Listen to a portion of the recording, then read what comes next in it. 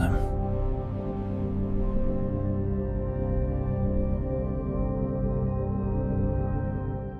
What if our universe is inside a black hole? Look up at the night sky. Those stars, those galaxies, that cosmic tapestry stretching billions of light years in every direction. What if I told you that everything you see, everything you are, everything that has ever existed might be tucked inside the most extreme object in the universe? What if our entire cosmos is actually the interior of a black hole? I know what you're thinking.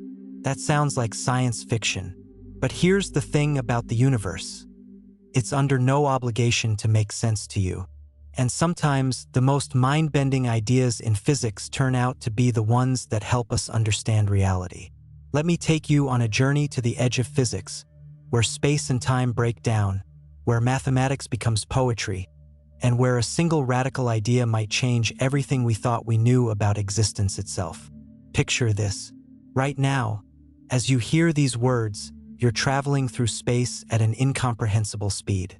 Not just because Earth is spinning on its axis at about 1,000 miles per hour, or because we're orbiting the Sun at roughly 67,000 miles per hour. No, our entire solar system is racing around the center of the Milky Way at 514,000 miles per hour. And the Milky Way itself? It's hurtling through the universe at over 1.3 million miles per hour. But here's what really bends the mind. Despite all that motion, despite that cosmic velocity, you feel absolutely nothing. You're sitting there perfectly still as far as your senses are concerned. That's the genius of general relativity. Motion is relative.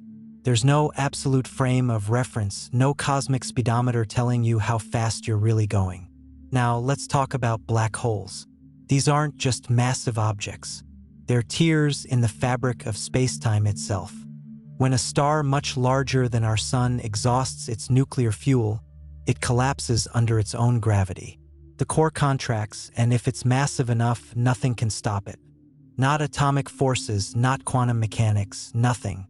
The collapse continues until all that mass gets crushed into an infinitely small point called a singularity.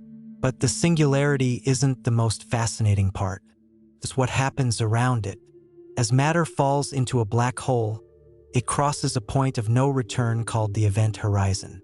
This isn't a physical surface. It's more like a mathematical boundary in spacetime. Cross that line, and every path you could possibly take leads inward. Not because something is pulling you, but because space itself is so warped that forward in time becomes the same as inward in space. Think about that for a moment. Inside a black hole's event horizon, the future direction of time points toward the singularity. You can no more avoid hitting the singularity than you can avoid moving forward in time. That's not a force pulling you. That's the geometry of spacetime itself. Now here's where it gets interesting. In 1972, a theoretical physicist named Raj Pathria noticed something peculiar. When you write down Einstein's field equations describing the interior of a black hole, the mathematics looks eerily similar to the equations describing an expanding universe. Not kind of similar, almost identical. Let's unpack that. When we look at our universe, we see it's expanding. Galaxies are rushing away from each other, and the farther away they are, the faster they're receding.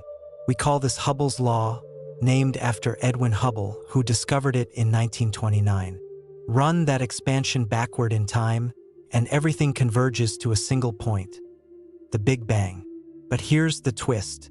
The mathematics describing how our universe expands from the Big Bang looks remarkably like the mathematics describing what happens inside a black hole after you cross the event horizon. In both cases, you have a singularity in the past, space expands outward from that singularity, and there's a kind of cosmic horizon beyond which you cannot see. For us, that horizon is the cosmic microwave background, the farthest back in time we can observe. For someone inside a black hole, that horizon is the event horizon itself. The parallels are uncanny. In 2010, physicist Nikodem Poplawski took this idea and ran with it. He proposed that every black hole in our universe might actually contain an entire universe. And conversely, Our universe might be the interior of a black hole that exists in another, larger universe. Before you dismiss this as wild speculation, consider what we actually know about black holes. When you watch something fall into a black hole from the outside, time dilation makes it appear to slow down as it approaches the event horizon. From your perspective outside, the infalling object never quite crosses the horizon. It gets dimmer and redder, but it never fully disappears.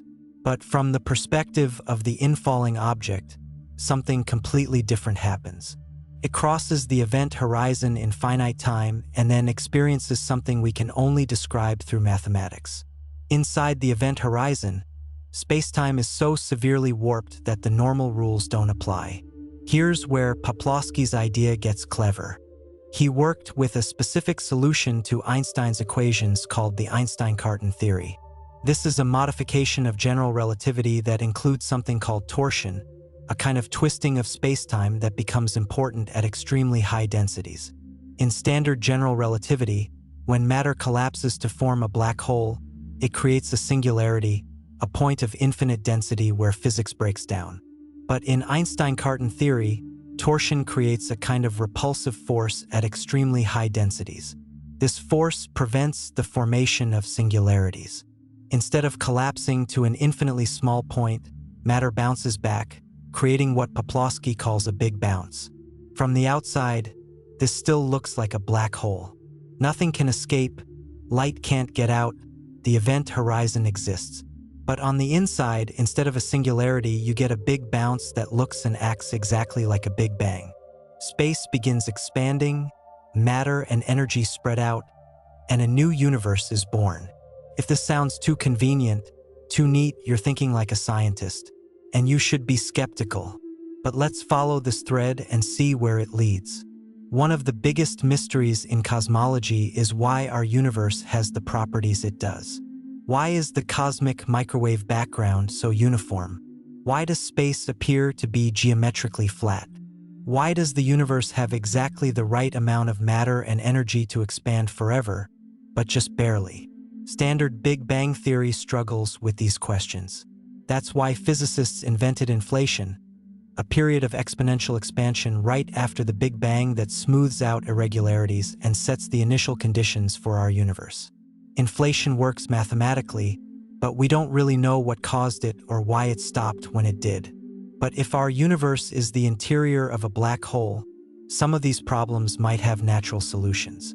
The event horizon of the parent black hole could set the boundary conditions for our universe. The amount of matter that fell into the black hole would determine the total mass energy of our universe. The angular momentum of the infalling matter might explain why our universe appears to have a slight rotation on large scales. Think about cosmic inflation again. We say the universe underwent a period of rapid expansion, growing from subatomic size to something much larger in a fraction of a second. But what if that wasn't expansion at all? What if that was the universe settling into the interior of a black hole, with spacetime inside the event horizon naturally expanding as it does in the mathematical solutions we already know? Let me give you an analogy. Imagine you're watching a balloon inflate. From the outside, you see it growing larger. But now imagine you could shrink yourself down and stand on the inside surface of that balloon. As the balloon inflates, the surface you're standing on expands away from you in all directions. You'd see expansion without seeing what's causing it from your limited perspective. That might be what we're experiencing. We see cosmic expansion, we see the cosmic microwave background, we see the universe evolving exactly as general relativity predicts. But we're interpreting it as expansion from a singularity in the past because that's the only framework we have. We can't see outside our cosmic horizon, just like someone inside a black hole can't see outside the event horizon. Now let's talk about what happens when matter falls into a black hole in our universe. According to Poplawski's idea, that matter doesn't just pile up somewhere. It undergoes this big bounce and creates a new universe inside the black hole. That new universe would have its own physics, its own fundamental constants, its own expansion rate. But here's where it gets wild. If every black hole creates a universe, and every universe can form black holes, then we're talking about a cosmic reproduction system. Universes giving birth to child universes, which grow up and give birth to their own children. It's cosmic evolution, but not in the biological sense. It's physics reproducing itself through black holes. And if that's true, then our universe isn't unique. We're one of potentially infinite universes, all nested inside black holes, all connected through this grand cosmic tree of causality. Some physicists call this the black hole cosmology or Fekin universes model. Before you ask, no, we can't test this directly. We can't look outside our universe to see if we're inside a black hole. We can't peer into a black hole in our universe to see if there's another universe inside. The event horizon prevents that by definition. But that doesn't mean the idea is useless. Science isn't just about what we can observe directly. It's about building frameworks that explain what we do observe and make predictions we can test. And the black hole universe idea does make some testable predictions. For example, if our universe formed from a spinning black hole, our universe should also have a preferred rotation axis. In 2011, researchers analyzed data from cosmic microwave background radiation and claimed to find evidence of such an axis. Other teams disputed those findings. The data is messy, the statistics are complicated, and we're looking for tiny effects buried in noise. Another prediction: if universes form inside black holes, and if some properties of the parent universe influence the child universe, then there should be correlations between the number of black holes a universe can form and its fundamental constants.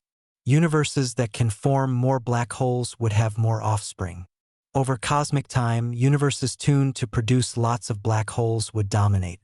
This idea, proposed by physicist Lee Smolin, is called cosmological natural selection. It's evolution, but for universes.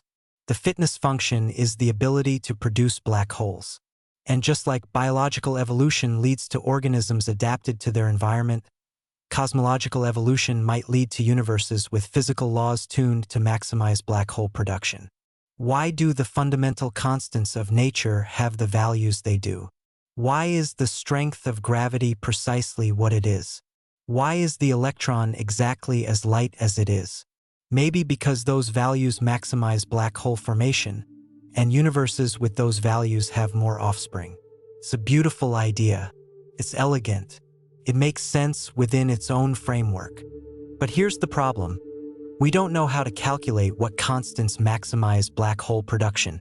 We don't know how properties of a parent universe would transfer to a child universe. We don't even know if the interior of a black hole actually behaves the way these models suggest. And that brings us to one of the deepest problems in physics. We don't have a quantum theory of gravity. General relativity describes gravity beautifully at large scales, but it breaks down at the quantum level. And inside a black hole, where densities become extreme and singularities supposedly form, quantum effects should dominate.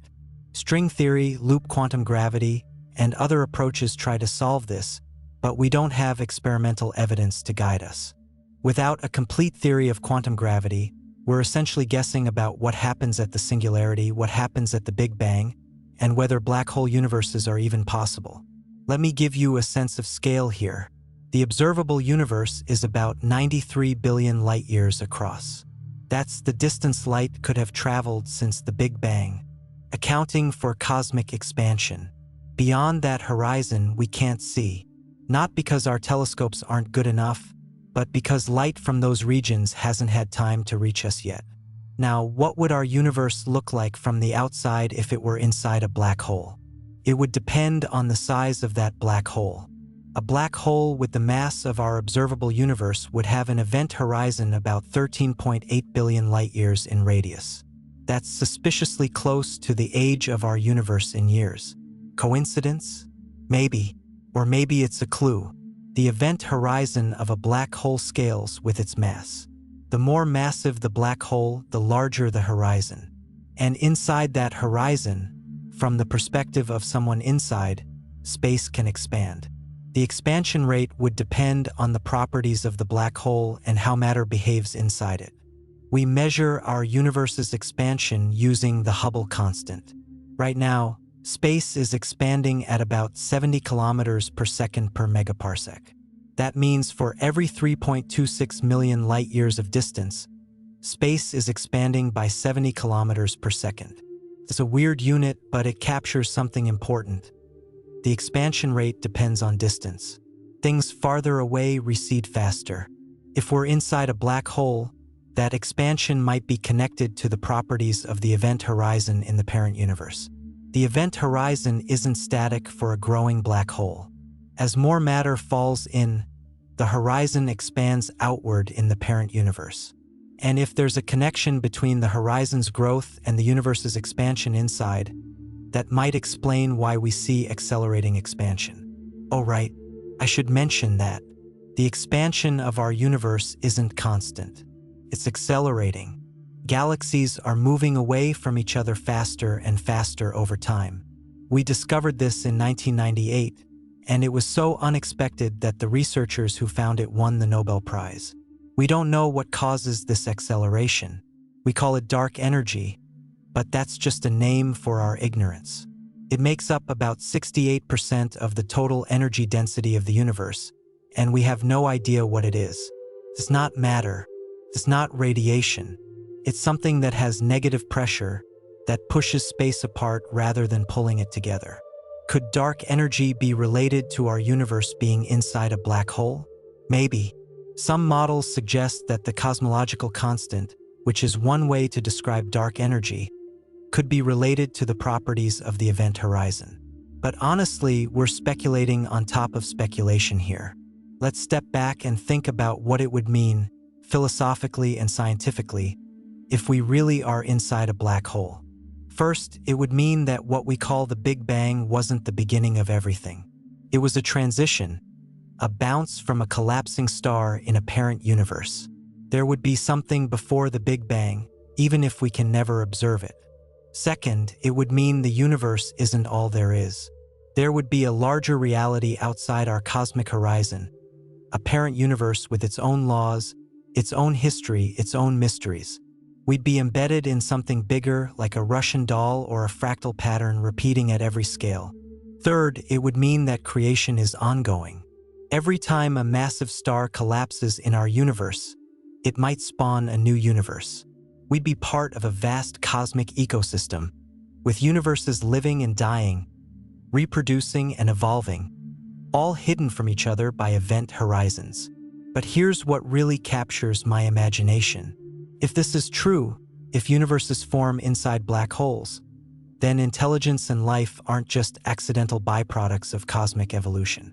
They might be essential features, because life and intelligence lead to technology, and advanced technology might allow civilizations to manipulate black holes, to control their properties, maybe even to engineer universes with specific properties. Imagine a civilization so advanced that they could choose the fundamental constants of a child universe by carefully controlling the conditions under which a black hole forms. They could create universes optimized for life, for complexity, for whatever goals they have. We'd be talking about universe engineering, cosmos as canvas. Sounds like science fiction, and maybe it is.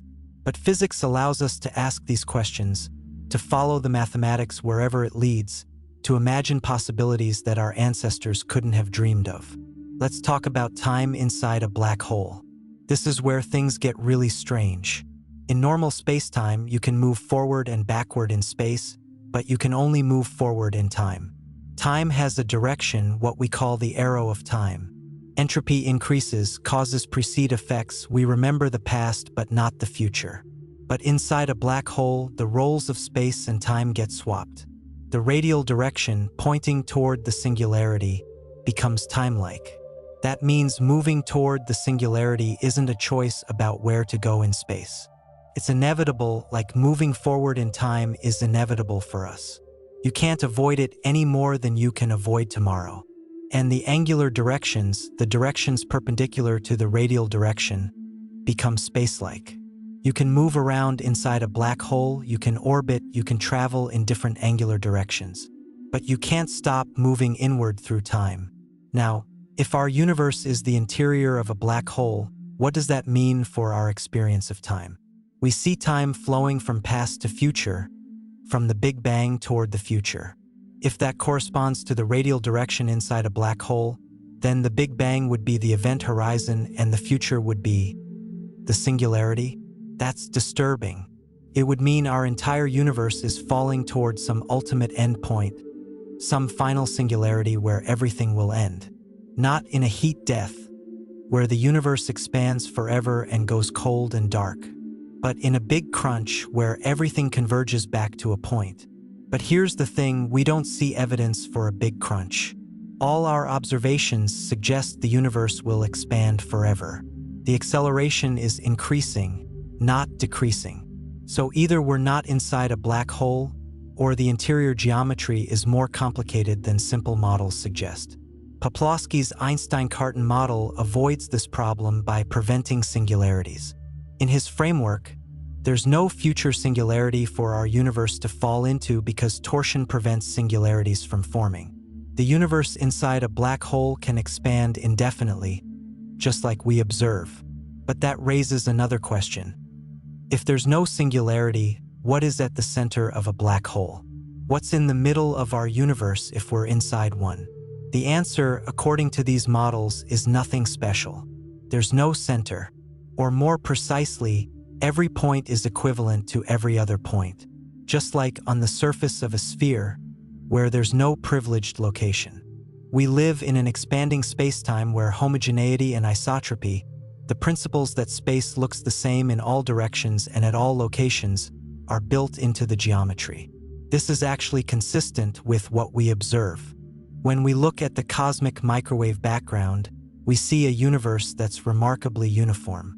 Temperature variations are only about 1 part in 100,000. The universe looks the same in every direction, at least on large scales. If we were sitting inside a black hole, and if that black hole was rotating or had some complex structure, we might expect to see asymmetries in the cosmic microwave background. We might see a preferred direction, or regions that look different from others. Some researchers claim to see hints of such asymmetries, but the evidence is controversial. Let me tell you about something called the holographic principle. This is one of the most profound ideas to emerge from studying black holes, and it might be relevant to whether we're inside one. In the 1970s, Jacob Bekenstein and Stephen Hawking showed that black holes have entropy, a measure of disorder or information content. And here's the weird part. The entropy of a black hole is proportional to the area of its event horizon, not its volume. Think about that. For every other object in the universe, the amount of stuff it contains scales with its volume. A box twice as large holds twice as much. But for black holes, the information content scales with surface area. It's as if all the information about what's inside the black hole is somehow encoded on its surface. This led to the holographic principle, which suggests that all the information in a volume of space can be thought of as encoded on the boundary of that region. The three-dimensional world we experience might be a kind of projection from information stored on a two-dimensional surface. If our universe is inside a black hole, does that mean all the information about our universe, everything that happens here, is encoded on the event horizon as seen from the outside? Are we living in a hologram projected from a distant boundary? It sounds crazy, but there's mathematical evidence supporting this idea. The ADS/CFT correspondence, discovered by Juan Meldacena in 1997, shows that certain theories of quantum gravity in a volume of space are exactly equivalent to quantum field theories on the boundary of that space. It's a precise mathematical relationship, not just a vague analogy. Now, our universe isn't ADS space, it's not a perfect match for these models. But the fact that holography works at all suggests something deep about the nature of spacetime and information. And if we're inside a black hole, holography might be the key to understanding how the outside and inside relate to each other. Here's another mind-bending thought. If information is conserved in quantum mechanics, and if black holes have entropy, what happens to all the information that falls into a black hole? Stephen Hawking famously argued that it's destroyed, leading to the black hole information paradox. But most physicists now believe information is preserved somehow, though we don't know the mechanism. If universes form inside black holes, maybe that's where the information goes. Instead of being destroyed, it becomes the initial conditions for a new universe. The quantum state of all the matter and energy that fell into the black hole might determine the properties of the universe that forms inside. Information isn't lost. It's transformed and recycled into a new cosmic cycle. This would connect the microscopic world of quantum mechanics with the macroscopic world of cosmology in a profound way. The randomness we see in quantum measurements might be connected to the initial conditions of our universe, which came from the quantum state of matter in a parent universe. Let's talk about what we can actually observe and test. If we're inside a black hole, are there signatures we could detect? Are there experiments we could do to confirm or rule out this idea? One approach is to look for remnants of the parent universe in our cosmic microwave background. If our Big Bang was actually matter bouncing inside a black hole, there might be patterns or correlations in the CMB that reflect conditions in the parent universe. Some researchers have looked for spiral patterns or other structures that might be fingerprints of infalling matter rotating as it entered the black hole. So far, results are inconclusive. The CMB is incredibly uniform, which is part of what makes inflation such a compelling theory. Any signal from a parent universe would need to be subtle, and we'd need to know what to look for. Another approach is to study the properties of black holes in our universe very carefully. If they're spawning child universes, there might be subtle effects we could detect. For example, black holes might lose mass through this process in ways that differ from Hawking radiation. Or the event horizon might have structure that reflects what's happening inside. But here's the challenge. We can't see inside a black hole by definition. The event horizon prevents any information from escaping. We can study black holes by watching how they affect nearby matter, how they bend light, how they merge and create gravitational waves. But we can't directly observe their interiors. Gravitational wave astronomy, which began with LIGO's detection of merging black holes in 2015, has opened a new window on these objects. When black holes merge, they send ripples through spacetime that we can detect on Earth. These waves carry information about the masses, spins, and properties of the black holes.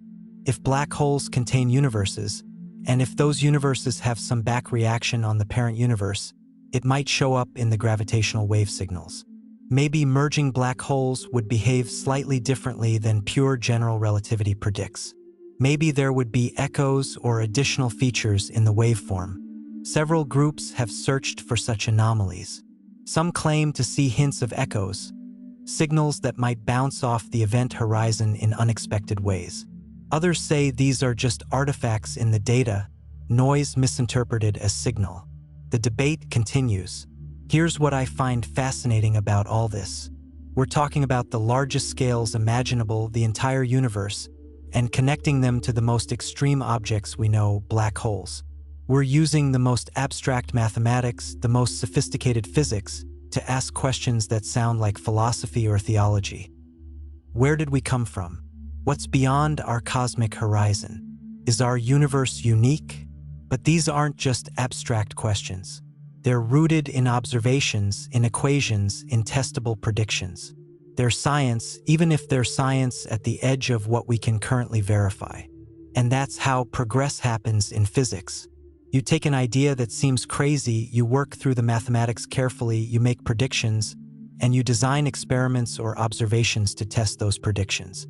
Sometimes the idea turns out to be wrong, and that's valuable too because it teaches us something about the universe. Sometimes the idea turns out to be right, or at least partially right, and it opens entirely new areas of research.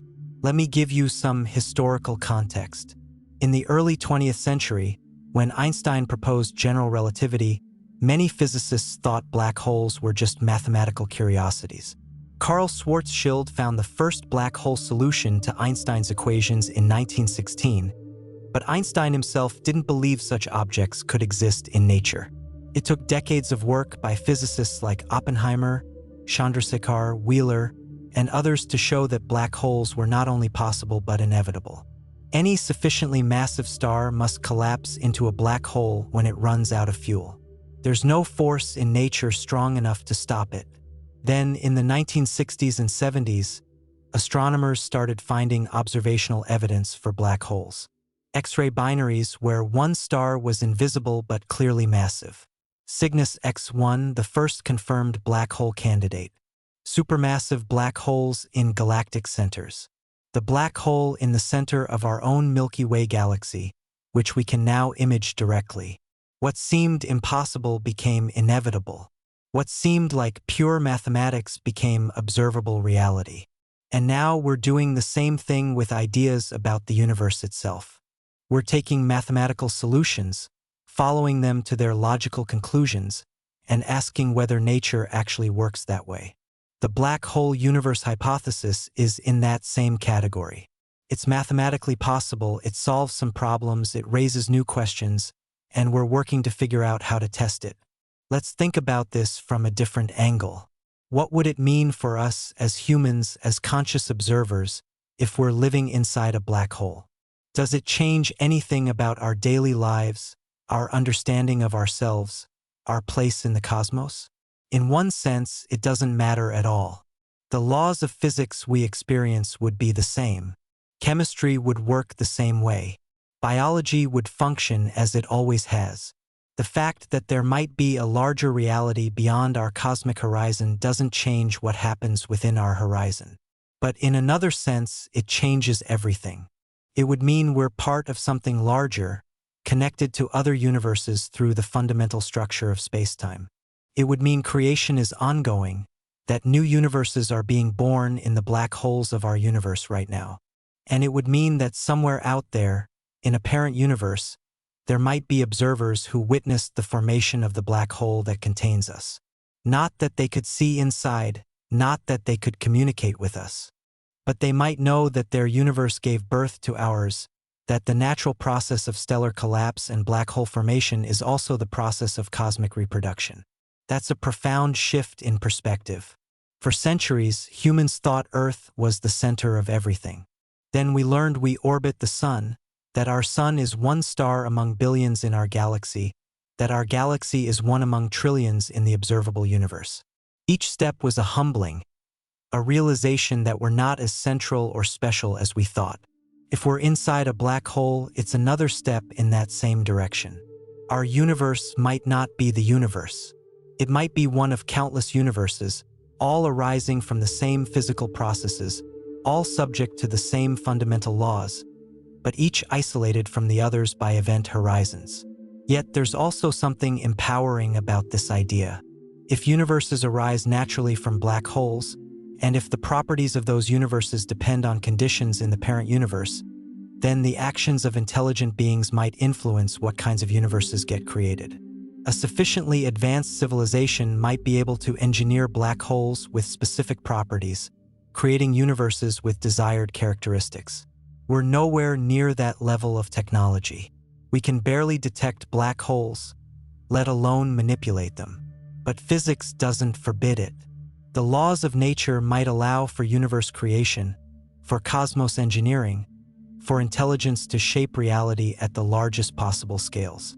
That's speculative, of course, but it's speculation grounded in physics, in mathematics, in the same equations that describe the world we observe. And that's what makes it exciting. Let me tell you about something called the Schwarzschild radius.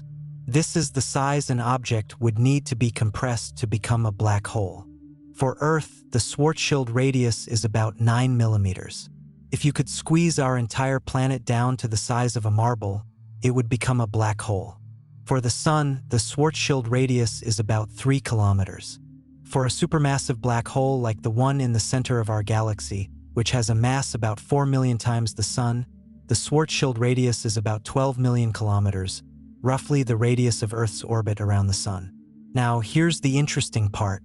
The Schwarzschild radius scales linearly with mass. Double the mass, double the radius. That means very massive black holes have very large event horizons. And the density needed to form a black hole actually decreases as the mass increases. A black hole with the mass of our observable universe would have a Schwarzschild radius comparable to the size of our observable universe. and the average density inside such a black hole would be about the same as the average density of our universe, which is roughly 5.9 protons per cubic meter. That's not very dense at all.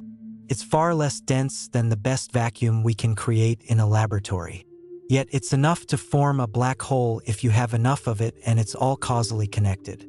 This is part of what makes the black hole universe hypothesis plausible. We're not talking about crushing our universe down to microscopic size. We're talking about a black hole large enough that its interior could contain everything we observe, with room to spare. But there's a subtlety here. The interior geometry of a black hole isn't the same as the exterior geometry. From outside, a black hole is compact, a small region of space from which nothing can escape. But from inside, space can expand, stretching the interior into a much larger region than the exterior size would suggest. It's like those tents in camping that seem small from outside but are surprisingly spacious inside. Except here, the effect is built into the geometry of spacetime itself.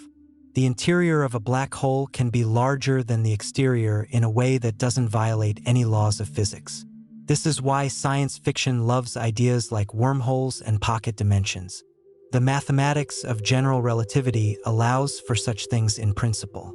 Whether nature actually uses these possibilities is another question, one we're still trying to answer. Let's talk about the multiverse. This is a term that gets thrown around a lot, sometimes carelessly. But there are actually several different types of multiverse, based on different physics, and it's important not to confuse them. Level 1 multiverse.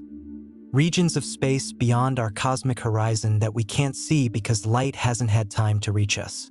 These regions exist in the same spacetime as us, governed by the same laws, but we'll never be able to observe them directly. Level 2 multiverse. Different regions of space with different physical constants or laws, possibly arising from different vacuum states in string theory or different outcomes of cosmic inflation. These would be like separate bubble universes, each with its own properties. Level 3 multiverse. The many worlds interpretation of quantum mechanics, where every quantum measurement splits reality into multiple branches, each experiencing a different outcome. This isn't about separate spaces, but separate quantum states. Level 4 multiverse. All mathematically possible universes, existing in some abstract sense. This is the most speculative, suggesting that every consistent mathematical structure corresponds to an actual physical reality somewhere. The black hole universe hypothesis relates most closely to level 2. Each black hole would spawn a universe with properties determined by the conditions of its formation. These universes would be causally separated from each other, unable to communicate or interact across the event horizons that divide them. But here's where it connects to level 1. If our universe is infinite, or even if it's just very large beyond what we can observe, there could be countless black holes out there, each potentially containing its own universe.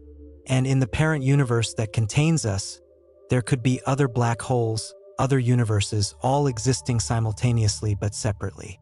It's universes within universes, a cosmic nesting of realities, each layer separated by event horizons, each layer potentially infinite in its own right. And if this is true at every level, if black holes form in every universe and each black hole contains a universe, then the structure is truly endless, fractal, infinite in both directions. Some people find this idea terrifying. The loss of specialness, the realization that we're just one tiny corner of an incomprehensibly vast structure. But I find it exhilarating. It means reality is far grander, far more intricate, far more surprising than we imagined. And here's the kicker: we can think about these things. We can use mathematics and physics to explore these possibilities. We can design observations and experiments to test them. We're not just passive observers of the universe. We're active participants in understanding it, in mapping out the structure of reality through reason and evidence. That's what makes us special, not that we're at the center of everything, but that we can comprehend our place in the cosmos. We can ask these questions and work toward answers. Let me address some objections to the black hole universe idea. First, general relativity predicts that singularities form inside black holes, and the Big Bang was a singularity in our past.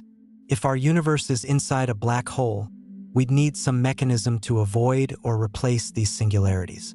That's where quantum gravity comes in. Most physicists believe that singularities are an artifact of classical general relativity breaking down at extreme conditions.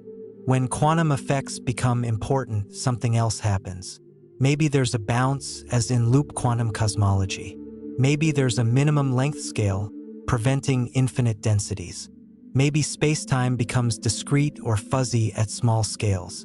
We don't know the details because we don't have a complete theory of quantum gravity. But the existence of singularities in classical theory isn't necessarily a deal-breaker. It's a sign that we need better physics, which we already knew. Second objection. If universes form in black holes, why don't we see evidence of this? Why don't black holes behave differently than pure general relativity predicts? The answer is that we might not expect to see differences. The formation of a universe inside a black hole would be entirely internal to the event horizon. From outside, the black hole would look normal. Its mass, spin, and charge would be determined by what fell in, as usual. The fact that there's a universe inside wouldn't change the exterior geometry. It's like asking why you can't tell from the outside of a house whether anyone is living inside. The interior state doesn't affect the exterior appearance in obvious ways.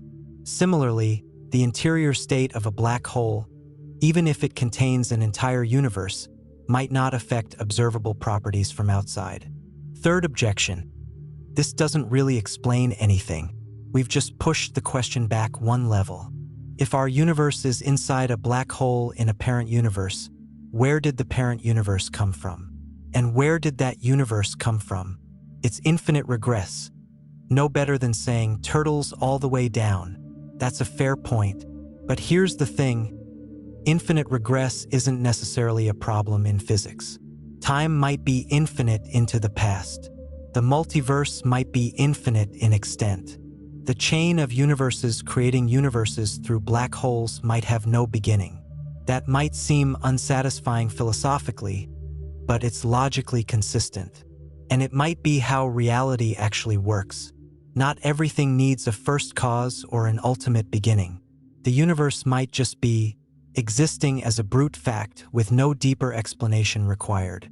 Or maybe there is a beginning somewhere, a first universe or a different kind of creation process that started the whole chain. We don't know. But the black hole hypothesis at least provides a mechanism for ongoing creation, for how universes could arise naturally from physical processes within other universes. Fourth objection. This is unfalsifiable. If we can't see outside our universe, can't peek inside black holes in our universe, can't access any of these other universes, how is this different from religion or philosophy? How is it science if we can't test it? That's the most serious objection, and it's one physicists worry about a lot. Science requires testable predictions, observable consequences. If a hypothesis makes no testable claims, it's not scientific, no matter how elegant or appealing it might be. But the black hole universe hypothesis does make some testable predictions, or at least it suggests things we can look for. The rotation of the parent black hole might imprint patterns on our cosmic microwave background. The properties of black holes in our universe might show subtle deviations if they're creating universes inside. The statistical distribution of cosmic parameters might reflect cosmological natural selection. These are hard measurements, pushing the limits of what we can observe. But they're not impossible. And as our technology improves, as our observations become more precise, we might find evidence one way or another. Science isn't just about definitive proof. It's about building frameworks that explain what we observe, making predictions, testing those predictions, and refining our understanding. The black hole universe hypothesis is at an early stage of this process. We're still working out what it predicts, what it requires, what it rules out. Give it time. If the idea has merit, evidence will accumulate. If it's wrong, better ideas will replace it. That's how science works. And that's why this is science, not philosophy, even though it deals with questions that philosophers have asked for millennia. Let me tell you about Penrose diagrams. These are a way of representing the entire spacetime structure of a black hole or a universe on a finite piece of paper. They're named after Roger Penrose, who developed them in the 1960s. In a Penrose diagram, you compress infinite time and infinite space into a finite region using clever mathematical transformations. Light rays always travel at 45-degree angles, which makes it easy to see what's causally connected to what. For a black hole, the Penrose diagram shows the event horizon as a diagonal line. Everything to the left of that line is the interior of the black hole. Everything to the right is the exterior. At the center, where the singularity forms, the diagram shows a jagged line representing the breakdown of spacetime. For a universe with a Big Bang and infinite expansion, the Penrose diagram shows the Big Bang as a horizontal line at the bottom. All world lines originate there and spread upward as the universe expands. Future infinity is represented by another boundary at the top. Now, here's what's remarkable. The Penrose diagram of a black hole interior looks similar to the Penrose diagram of an expanding universe. Not identical, but similar enough that you can map one onto the other with some careful mathematics. The event horizon in the black hole diagram corresponds to the Big Bang in the universe diagram. The singularity at the center of the black hole corresponds to future infinity in the expanding universe, or possibly to a big crunch if the universe recollapses. This similarity is part of what inspired the black hole universe hypothesis in the first place. If the mathematics is so similar, maybe the physical reality is similar too. Maybe what we call the Big Bang is the same as what someone outside would call an event horizon. But Penrose diagrams only capture causal structure. They don't show everything about the geometry. Two spacetimes can have similar Penrose diagrams but very different physical properties. So the similarity is suggestive, not conclusive. Still, it's a clue. And in physics, we follow clues wherever they lead. Let's talk about information and entropy in more detail. The second law of thermodynamics says that entropy always increases in a closed system. Disorder grows, energy spreads out, structures degrade over time. This is one of the most fundamental principles in physics, and it gives time its arrow, its direction from past to future. But here's a puzzle. The fundamental laws of physics are time-symmetric. If you reverse time in Newton's laws, in Maxwell's equations, even in the Schrödinger equation of quantum mechanics, you get equally valid laws. Nothing in the fundamental equations picks out a direction for time. So where does the arrow of time come from? Why does entropy increase? The answer is in the initial conditions of the universe. The Big Bang was a state of extremely low entropy, very ordered, very special. As the universe expands and evolves, entropy increases toward equilibrium. But why was the Big Bang low entropy in the first place? That's one of the deepest unsolved problems in cosmology. We have no explanation for why the initial state was so special. Now, if our universe formed inside a black hole, maybe that provides an answer. The low entropy of the Big Bang might reflect the organized state of matter as it fell into the black hole in the parent universe. The collapse of a star is a highly ordered process, with matter falling coherently along geodesics. When that collapse bounces and becomes our Big Bang, it might naturally start in a low entropy state because of how the process worked.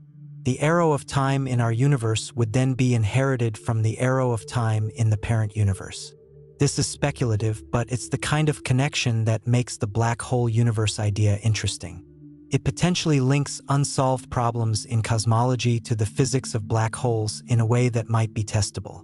Here's another thought about entropy. If universes form in black holes, and if each new universe can form its own black holes, then the total entropy of this multiverse is constantly increasing. Each black hole formation increases entropy in the parent universe.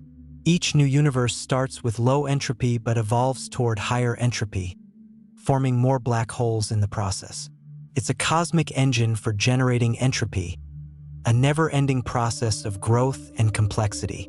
And if that's how reality works, then entropy increase isn't just a feature of our universe. It's built into the structure of the multiverse itself. Let me talk about something called the cosmological constant problem. This is one of the worst problems in physics, a discrepancy between theory and observation of about 120 orders of magnitude. That's not a typo. 120 orders of magnitude. It's the biggest failed prediction in the history of science. Here's the issue. Quantum field theory predicts that empty space should have energy, what we call vacuum energy. When you calculate how much energy using the only scales we know, you get a huge number. But when we measure the energy density of empty space by observing cosmic expansion, we get a tiny number. The measured value is about 10 to minus 120 times smaller than the calculated value. It's as if you predicted someone would weigh 10 to 120 kilograms and they actually weighed 1 kilogram. That's not even close. It's not even in the same universe of being close. Physicists have tried everything to solve this problem. Maybe there's a symmetry that cancels the vacuum energy. Maybe quantum gravity changes the calculation. Maybe we're measuring it wrong. Nothing works. The cosmological constant remains stubbornly small in reality and stubbornly large in theory. Now, some people suggest anthropic reasoning as a solution. If the cosmological constant were much larger, the universe would expand so fast that galaxies, stars, and planets couldn't form. No galaxies means no stars, no planets, no life, no observers. So we necessarily find ourselves in a universe with a small cosmological constant, because only such universes can host life. This is controversial. It feels like giving up on finding a fundamental explanation. But if we're part of a multiverse, if different universes have different cosmological constants, then anthropic reasoning might be the only way to explain what we see. The black hole universe hypothesis fits into this. If universes form in black holes, and if the cosmological constant varies between universes, then we'd find ourselves in one with a small enough value to allow structure formation. Not because the value is special, but because we couldn't exist in universes with larger values. It's not a complete solution to the cosmological constant problem. We still don't understand why the value varies, or what determines the range of possible values. But it turns an impossible fine-tuning problem into a selection effect. And that's progress, even if it's not the kind of answer we hoped for. Let's think about the geometry of our universe. When we look out in all directions, the universe appears flat. Not flat like a pancake, but flat in the sense that parallel lines stay parallel, the angles of a triangle add up to 180 degrees, and the geometry follows Euclidean rules. This flatness is puzzling because it requires extreme fine-tuning. The universe could have been positively curved, like the surface of a sphere, or negatively curved, like a saddle. But it's flat, at least as far as we can measure, to within a tiny fraction of a percent. Inflation explains this by stretching space so much that any initial curvature gets smoothed out. It's like inflating a balloon. The surface looks flat from the perspective of an ant on it, even though it's really curved on larger scales. But if our universe is inside a black hole, there's another possible explanation. The event horizon of a black hole in flat space has a specific geometry. If the interior of the black hole expands into a universe, that geometry might naturally produce a flat spatial structure. It's not a complete calculation. I'm simplifying a lot. But the point is that the interior geometry of a black hole, especially a large black hole, might explain why our universe appears geometrically flat without requiring inflation or fine-tuning. Again, this is one piece of a larger puzzle. It doesn't prove anything by itself. But it's another example of how the black hole universe hypothesis connects different aspects of cosmology in potentially explanatory ways. Here's a question I often get. If we're inside a black hole, why can we see out? Why is there light coming from distant galaxies? Stars shining in the night sky? Shouldn't everything inside a black hole be dark, cut off from the outside? The answer is that the light we see doesn't come from outside the black hole. Everything we observe, every star, every galaxy, every photon that enters our telescopes, originated inside the same event horizon we're in. We're not seeing light that crossed the event horizon from outside. We're seeing light emitted by matter that was inside the black hole all along. Think of the event horizon not as a wall but as a one-way membrane. Things can fall in, but nothing can get out. Once matter crosses the event horizon, it's part of the interior, part of what we call our universe. The stars we see formed from matter that was already inside. The cosmic microwave background comes from when our universe was hot and dense, all of it happening inside the event horizon. From outside, someone observing the black hole would see a dark sphere with nothing coming out. But from inside, we see a rich, luminous cosmos full of structure and light. Both perspectives are valid. They're just different views of the same reality. This is one of the counterintuitive things about black holes. The experience of being inside is nothing like what you'd imagine from thinking about them as dark, gravitational prisons. Inside, space can expand, light can propagate, structures can form. The constraint is that you can never get back out, never cross the event horizon in the outward direction. But within that constraint, physics proceeds normally. Let me address something important. This idea doesn't have consensus among physicists. It's not mainstream cosmology. Most cosmologists work within the standard Big Bang framework, using inflation to explain initial conditions, dark matter and dark energy to explain structure and expansion. The black hole universe hypothesis is more of a fringe idea, pursued by a small number of researchers, investigated in papers that don't always get a lot of citations. It's speculative outside the main thrust of research. Why am I spending so much time on it then? Because science doesn't just advance through consensus. It advances through exploring alternatives, testing new ideas, following mathematical possibilities to see where they lead. The mainstream is usually right, but not always. And even when fringe ideas turn out to be wrong, they often teach us something valuable about the nature of reality. Think about the history of cosmology.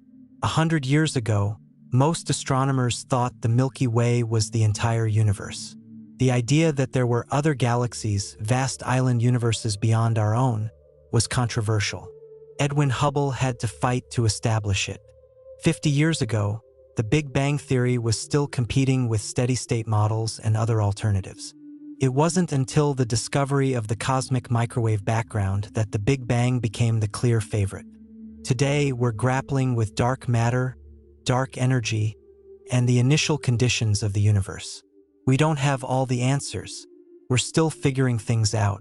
And that means it's worth exploring unusual ideas, even if most of them turn out to be dead ends.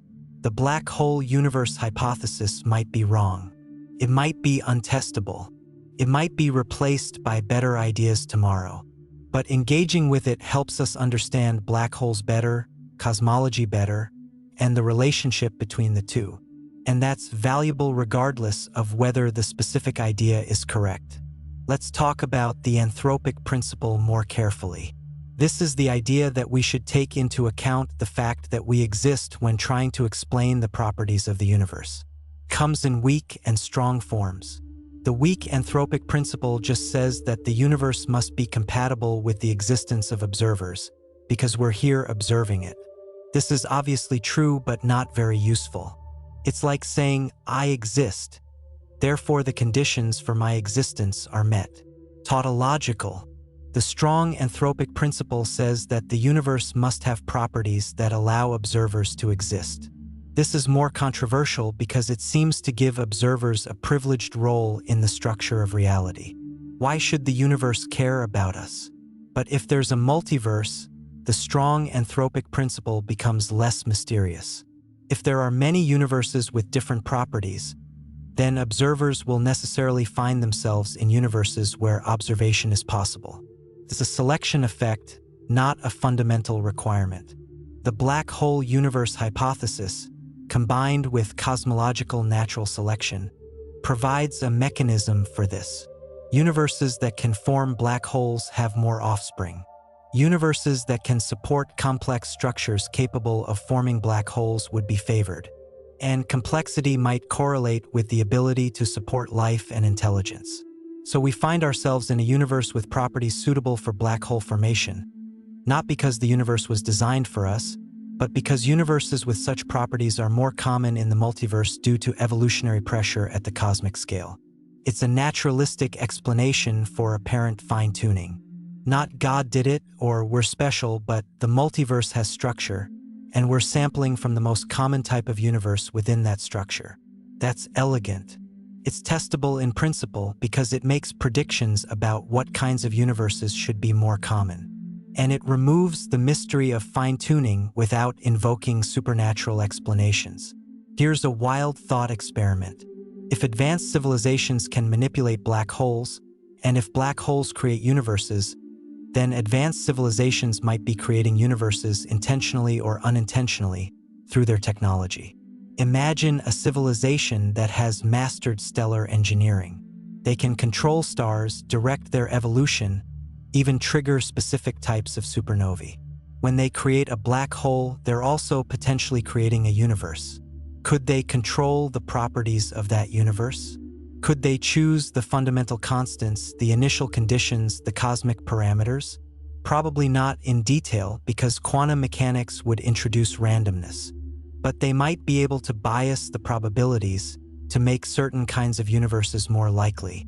If so, then some fraction of universes in the multiverse might be designed rather than naturally occurring.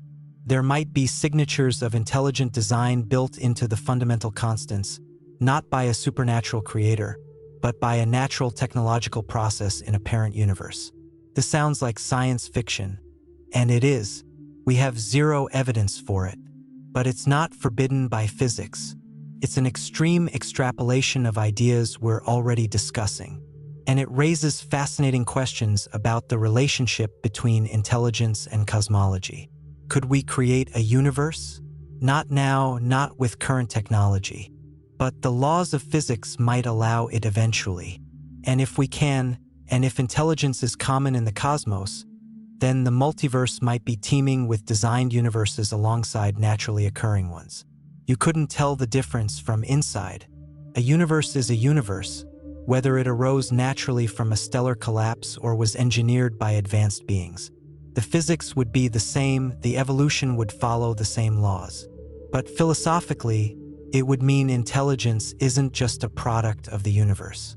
It's a creative force that shapes the structure of the multiverse itself. We'd be part of a vast cosmic ecology where mind and matter, thought and physics, are intertwined at the deepest levels.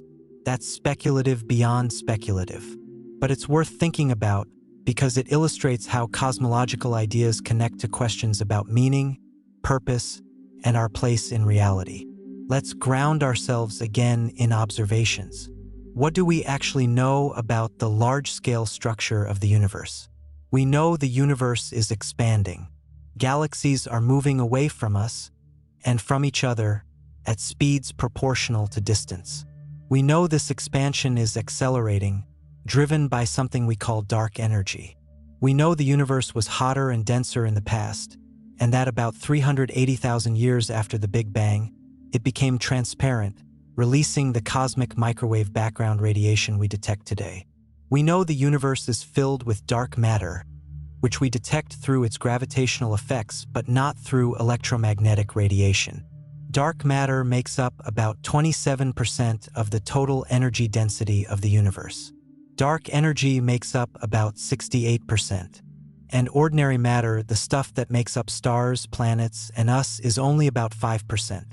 We know the universe has structure on large scales.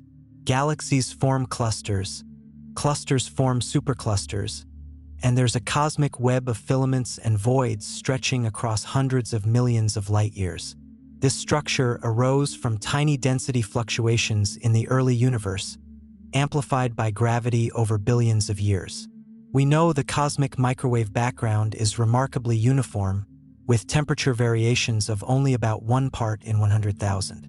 These tiny variations are the seeds of all structure we see today. All of this is consistent with the standard Big Bang cosmology. Inflation, dark matter, dark energy, structure formation, the works. We have a model that fits the data extremely well. So why consider alternatives like the black hole universe hypothesis? Because the standard model has problems.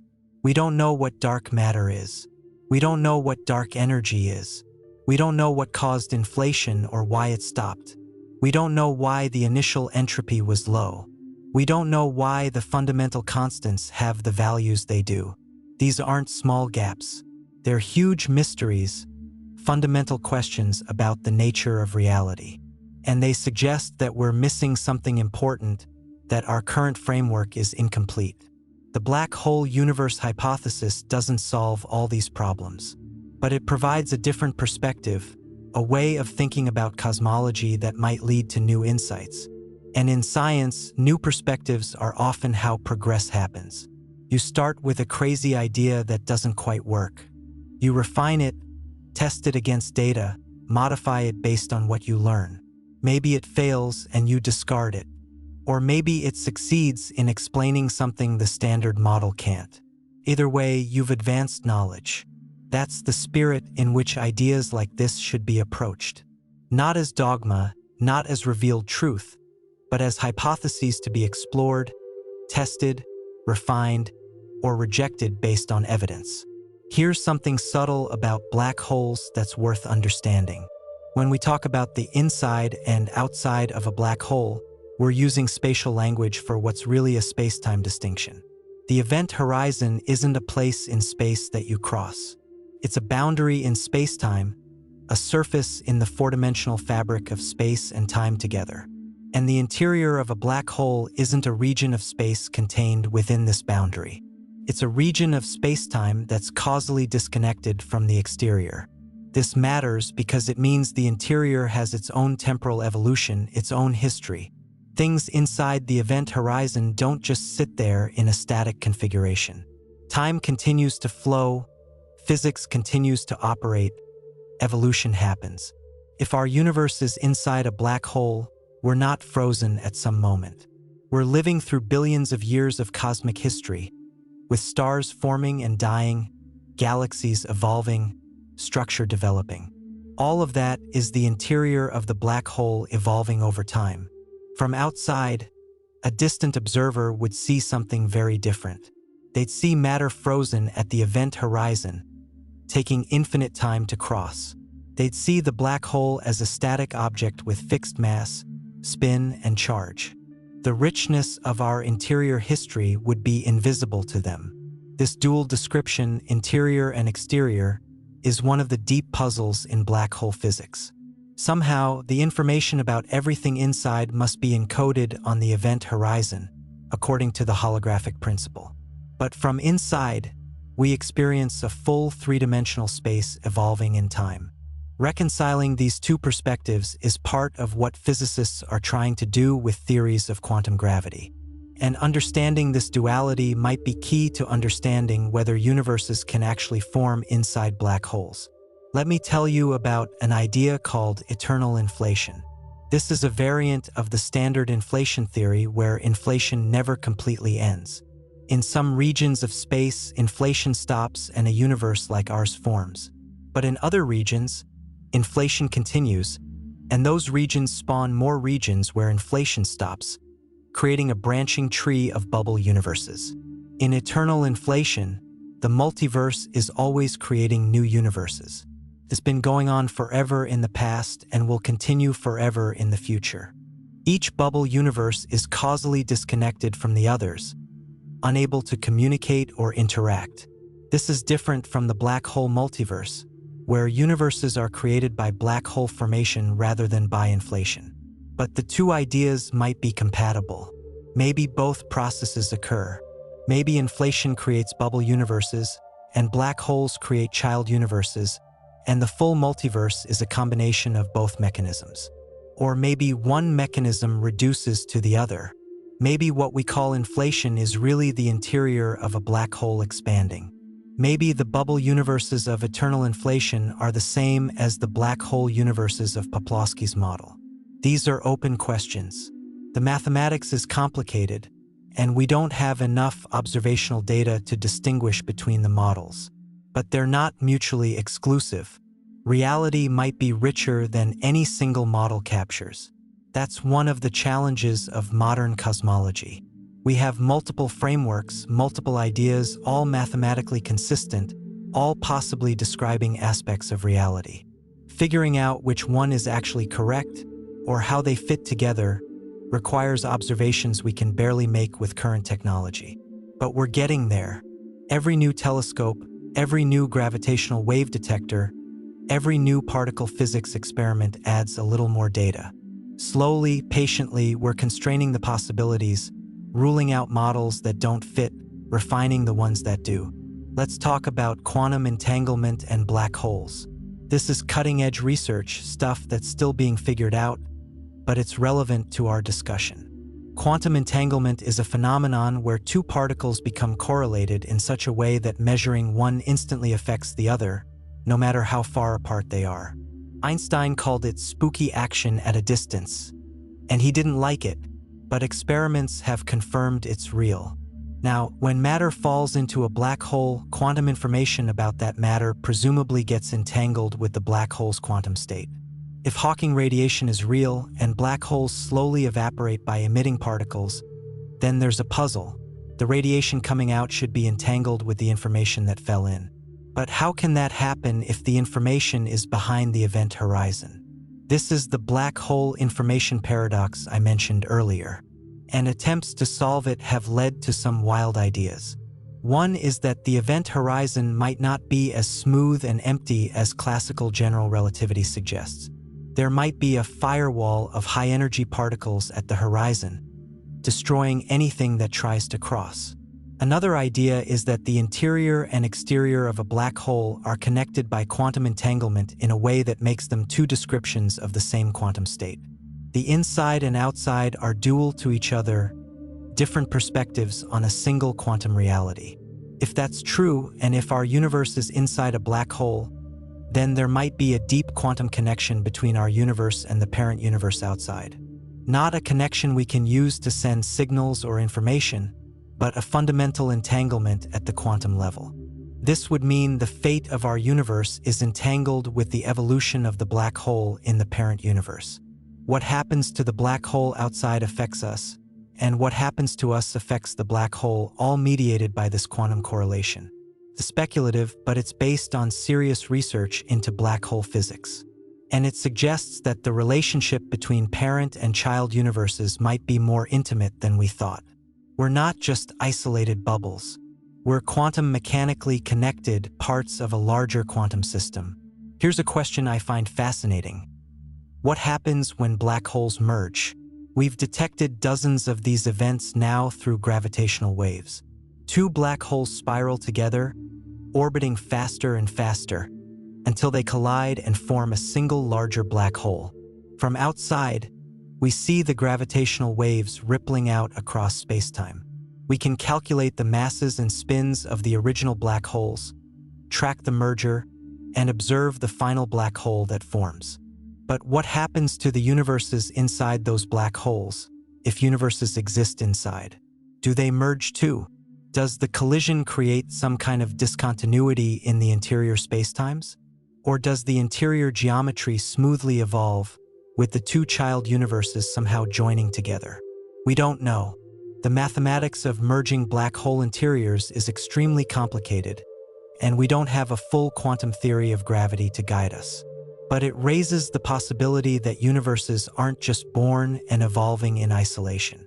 They might interact, merge, split, in ways we can't directly observe but which leave subtle signatures in the structure of spacetime. If our universe formed from a black hole merger, there might be traces of that in our cosmic microwave background, in the distribution of galaxies, in the values of fundamental constants. We'd need to know what to look for, but it's a testable idea in principle. This is one of the exciting things about the black hole universe hypothesis. It connects the microphysics of black holes to the macrophysics of cosmology in specific, detailed ways. It's not just philosophical speculation. It's physics with potential observational consequences. Let me step back and think about this from a more philosophical angle. Why does anything exist at all? Why is there something rather than nothing? This is one of the oldest questions in human thought, asked by philosophers and theologians for thousands of years. Physics can't answer this question, not completely. We can describe how things evolve, how one state leads to another, but we can't explain why there's a universe to evolve in the first place. But the black hole universe hypothesis offers an interesting perspective. If universes create universes through black hole formation, and if this process has no beginning, then existence is just a brute fact. There's no moment of creation, no first cause, just an infinite chain of universes creating universes. That doesn't explain why the process exists, why the laws of physics are what they are, why general relativity allows black holes and expanding universes. But it removes the need for a single special creation event. Existence becomes timeless, eternal, self-sustaining. Some people find this unsatisfying. They want an ultimate explanation, a reason for everything. But physics might not provide that. The universe might just be with no deeper why. On the other hand, if there's a way for universes to emerge from nothing, through quantum tunneling or spontaneous symmetry breaking or some other mechanism, then maybe one universe did start the whole chain. That first universe formed black holes, those black holes created child universes, and the process propagated from there. In that case, there would be a beginning, but it would be a natural beginning, a quantum fluctuation governed by physical law, not a supernatural creation requiring a deity or first cause. Either way, the black hole universe hypothesis provides a framework for thinking about cosmic origins that's naturalistic, based on physics, potentially testable. And that's valuable even if it doesn't answer every philosophical question. Let's talk about timescales. Our universe is about 13.8 billion years old. That's how long ago the Big Bang happened, at least from our perspective inside the universe. But what about from the perspective of the parent universe if we're inside a black hole? How much time has passed out there? This is where things get strange. Time dilation near a black hole is extreme. As you approach the event horizon from outside, time slows down dramatically. At the horizon itself, time effectively stops from the perspective of a distant observer. So if our universe is inside a black hole, and if the Big Bang corresponds to matter crossing the event horizon, then from the perspective of the parent universe, we haven't even fully formed yet. The matter that creates our universe is still falling toward the horizon, still in the process of crossing, with infinite time required to complete the journey. But from our perspective inside, 13.8 billion years have passed. Galaxies have formed, stars have lived and died, planets have evolved life, intelligence has emerged. All of that interior history happens in what the exterior observer sees as a frozen moment at the event horizon. This is one of the most mind-bending aspects of black hole physics. Time is relative, and the experience of time depends on where you are in spacetime. There's no contradiction, no paradox, just different perspectives on the same events. If this makes your head hurt, you're in good company. Even physicists who work on this stuff daily find it deeply counterintuitive. Our brains evolved to navigate three-dimensional space at normal speeds, not to understand relativistic spacetime at extreme gravitational fields. But the mathematics is clear. General relativity predicts this behavior, and every test we've done confirms the theory. Time dilation is real, event horizons exist, and the interior of a black hole experiences time differently than the exterior. Here's something that might help. Think about the way we perceive simultaneity. When you see a star in the night sky, you're seeing it as it was years or centuries ago, when the light left the star. That event, the emission of that photon, is in your past now. But at the time the photon was emitted, the present moment on Earth was years or centuries earlier. Simultaneity depends on your frame of reference, on how you slice spacetime into moments of now. There's no universal present, no cosmic clock ticking away at the same rate everywhere. Inside and outside a black hole, this relativity of simultaneity becomes extreme.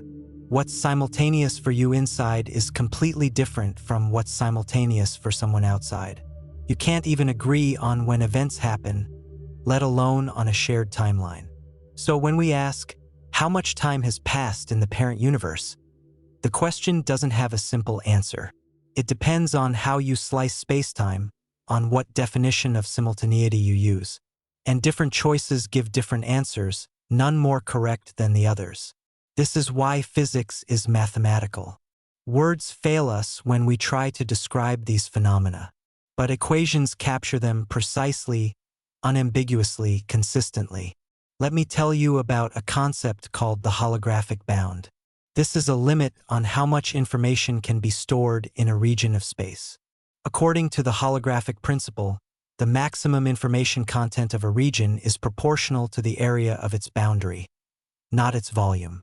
For a black hole, this means all the information about the interior is encoded on the event horizon. The horizon has an area, measured in Planck units, and each Planck area patch can store roughly 1 bit of information. So a black hole with a horizon area of n Planck units can store n bits of information. Now, if our universe is inside a black hole, does that mean all the information in our universe, everything about every particle, every star, every galaxy, is encoded on the event horizon of the parent black hole? And if so, are we living in a hologram, a projection from that boundary? This is where the holographic principle gets truly weird. It suggests that the three-dimensional world we experience might be emergent, arising from information stored on a two-dimensional surface. We're not directly experiencing the fundamental reality. We're experiencing a holographic projection of it. Sound like science fiction? Kind of is.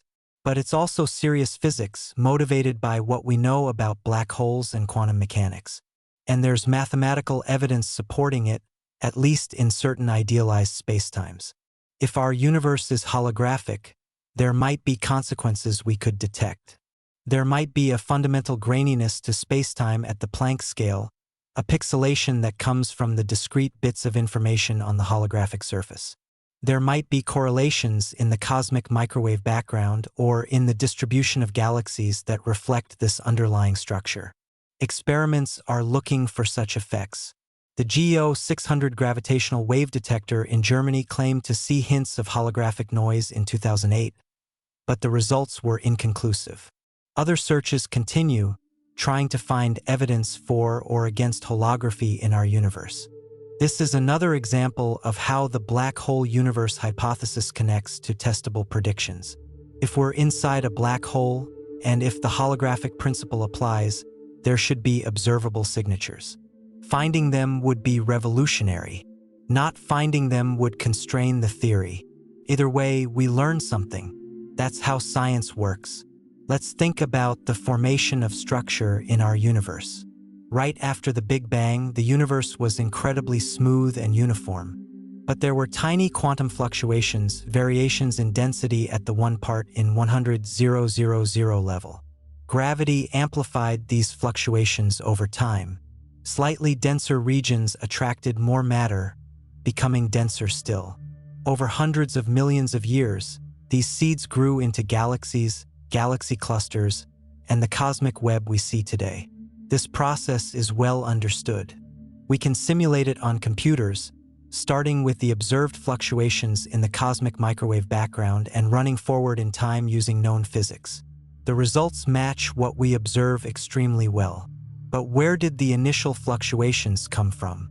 In the standard inflationary model, they arose from quantum fluctuations in the inflaton field, stretched to cosmic scales by the rapid expansion during inflation. In the black hole universe model, there's a different possibility. The fluctuations might reflect the quantum state of matter as it fell into the black hole in the parent universe. The angular momentum, spin, and distribution of infalling matter would imprint patterns on the interior spacetime, patterns that become the seeds of structure in our universe. This is testable, at least in principle. The two mechanisms would produce different statistical properties in the fluctuations. Inflation predicts a nearly scale-invariant spectrum, with correlations described by Gaussian statistics. Black hole formation might produce deviations from these predictions, non-Gaussianities, or scale-dependent features that we could detect. Current observations are consistent with inflation, but they're not precise enough to rule out alternatives. As we get better data, especially from future CMB experiments and large-scale structure surveys, we'll be able to test these ideas more rigorously. This is an example of how cosmology is becoming an experimental science. We're not just theorizing and philosophizing. We're making measurements, testing predictions, ruling out models that don't fit the data. The black hole universe hypothesis is right at the edge of what we can currently test. But it won't stay there forever. As technology improves, we'll be able to probe deeper, look more carefully, and see whether this idea has merit or needs to be discarded. Here's a thought about the fate of the universe. In the standard model, our universe will expand forever, driven by dark energy. Stars will burn out, galaxies will drift apart, black holes will evaporate through Hawking radiation, and eventually the universe will be cold, dark, and empty. This is called the heat death, the maximum entropy state where nothing interesting can happen anymore. But if we're inside a black hole, there might be another possibility. If the parent black hole evaporates completely, what happens to the universe inside? Does it disappear too? Does it continue existing independently? Is there even a meaningful notion of the interior once the exterior black hole is gone? These are deep questions without clear answers. Hawking radiation is a quantum effect, and we don't have a full quantum theory of black hole interiors. Some physicists speculate that the information stored in a black hole is released as it evaporates, potentially including information about the entire history of the universe inside. If that's true, then the fate of our universe might be to be radiated away as Hawking radiation in the parent universe, our entire cosmic history encoded in the quantum states of outgoing particles. From our perspective inside, we might experience heat death or big crunch or something else entirely. But from outside, we're just quantum information being slowly emitted by an evaporating black hole. It's a strange kind of immortality. Our universe might end from our perspective, but the information about it persists in another universe, scattered across the Hawking radiation, waiting to be decoded by some future civilization with unimaginable technology. Or maybe not. Maybe black holes don't fully evaporate. Maybe there are remnants, stable objects containing all the information that fell in. Or maybe the evaporation process cuts off before the black hole completely disappears, leaving the interior universe intact but disconnected from the parent universe. We don't know. This is one of the frontiers of theoretical physics, where different approaches give different answers and we lack the experimental data to decide between them. But that's okay. Not knowing is part of the process. It's what drives us to think harder, calculate more carefully, design better experiments. Ignorance is the raw material of discovery.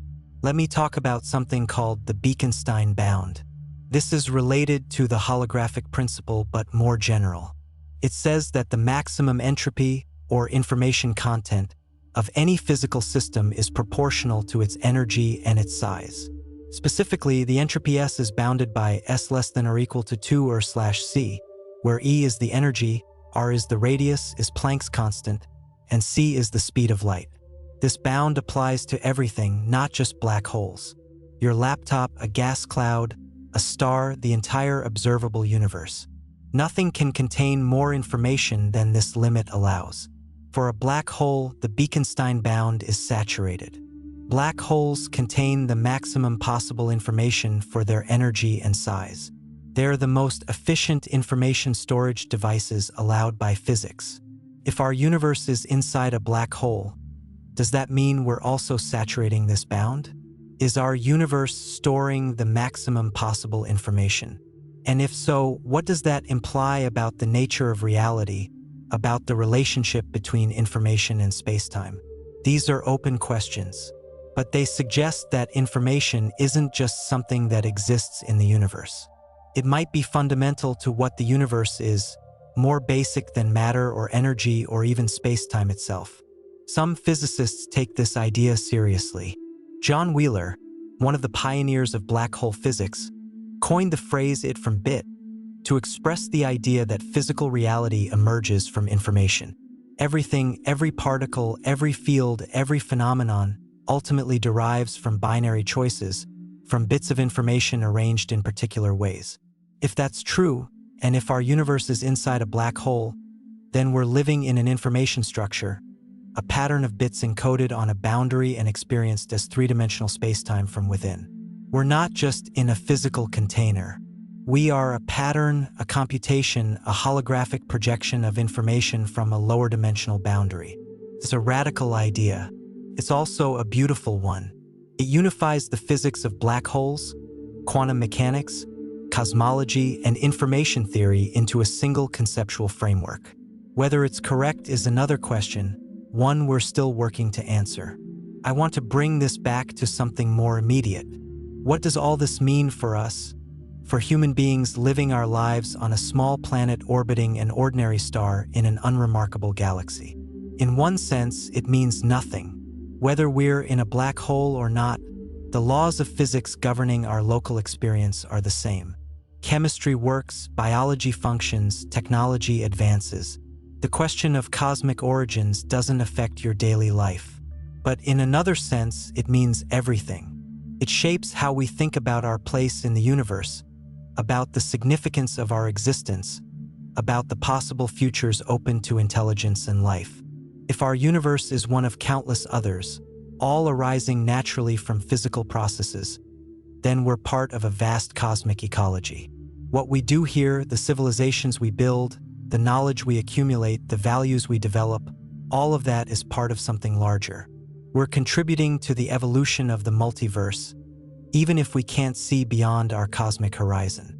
And if intelligence can eventually manipulate black holes, create universes, engineer cosmic initial conditions, then what we're building toward isn't just a better life for humans on Earth. It's a role in shaping reality at the largest scales, becoming gardeners of the cosmic landscape, participants in the eternal process of creation. That might be thousands or millions of years in the future. It might never happen, but the possibility exists, grounded in physics, not fantasy. And that possibility gives meaning to the long-term trajectory of intelligent life.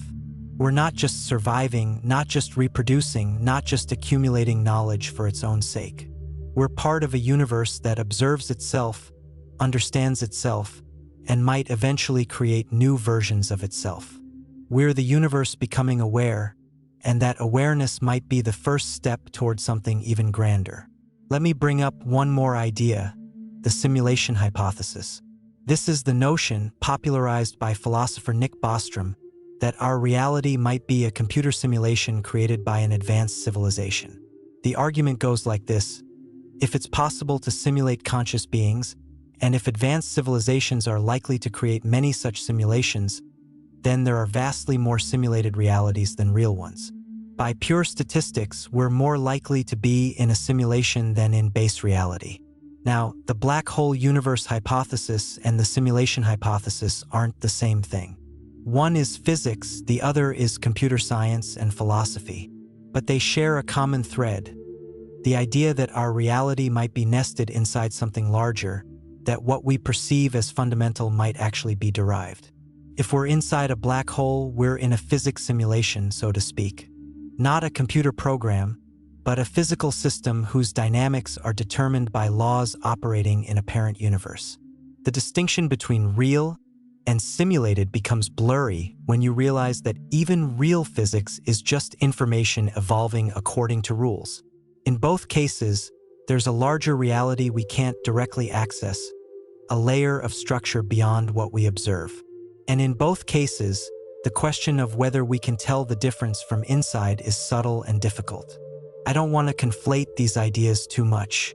The black hole universe hypothesis is based on general relativity and observational cosmology. The simulation hypothesis is more philosophical, less grounded in specific physics. But they both challenge our intuitions about reality, about what's fundamental and what's emergent. And maybe that's the real lesson here. Reality is stranger than we imagined. The universe doesn't care about our intuitions. It operates according to rules that are beautiful, elegant, and completely alien to our everyday experience. Our job as scientists, as thinkers, as curious beings, is to follow those rules wherever they lead, to set aside preconceptions, embrace weirdness, and see where the mathematics takes us. Sometimes it takes us to black hole universes, holographic principles, cosmic evolution. Sometimes it takes us to even stranger places. But wherever we go, we're learning something about the nature of reality. And that's worth doing, even if the answers are uncomfortable or counterintuitive. So here we are, possibly sitting inside a black hole, in a universe that might be one of infinitely many, part of a cosmic tree of causality stretching back without beginning and forward without end. Stars shine, galaxies swirl, planets orbit, life evolves, intelligence emerges, all of it inside an event horizon, all of it cut off from a parent universe we can never observe. Does that diminish us? Does it make us insignificant? I don't think so. If anything, it elevates us. We're participants in something grand, something profound. We're the universe investigating itself, atoms arranged in such a way that they can contemplate their own origin. And if we are inside a black hole, if this wild hypothesis turns out to be true, then every time we look up at the stars, we're seeing the interior of the most extreme object in physics. We're living inside a region where space-time is so warped that time and space exchange roles, where singularities lurk, where the normal rules break down. Yet it doesn't feel extreme. It feels normal, comfortable, home, because this is all we've ever known. The inside of a black hole is just the universe, and that's beautiful. I want to leave you with this thought. Science isn't about having all the answers. It's about asking better questions. It's about taking what we observe, what we measure, what we calculate, and building models that explain those things. The black hole universe hypothesis is one such model. It's speculative, it's incomplete, it's controversial. But it's also precise, mathematical, testable. It takes seriously what general relativity tells us about black holes and cosmology, and it asks whether these two domains might be more deeply connected than we thought. Maybe it's right, maybe it's wrong, maybe it's partially right in ways we haven't figured out yet.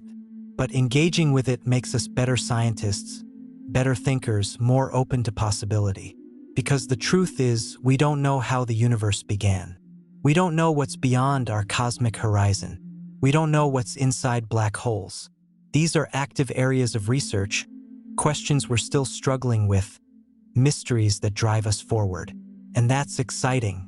That's why people become physicists, why we build telescopes and particle accelerators and gravitational wave detectors. Because we want to know. Because the universe is vast and strange and beautiful. And every answer we find reveals new questions, new mysteries, new horizons to explore. So what if our universe is inside a black hole? What if everything we see, everything we are, is tucked inside the most extreme object in physics? What if the Big Bang wasn't a beginning but a transition, a bounce from a collapsing star in another universe? It wouldn't change the laws of physics. It wouldn't change chemistry or biology or how you live your life. But it would change how we think about reality, about origins, about our place in the cosmic scheme. And sometimes, changing how we think is the most important thing science can do. We're standing on the surface of a small planet, orbiting a medium-sized star, in a galaxy of hundreds of billions of stars, in a universe of trillions of galaxies, possibly inside a black hole, possibly one of infinite universes in a vast multiverse. And we can think about this. We can contemplate our place in it all.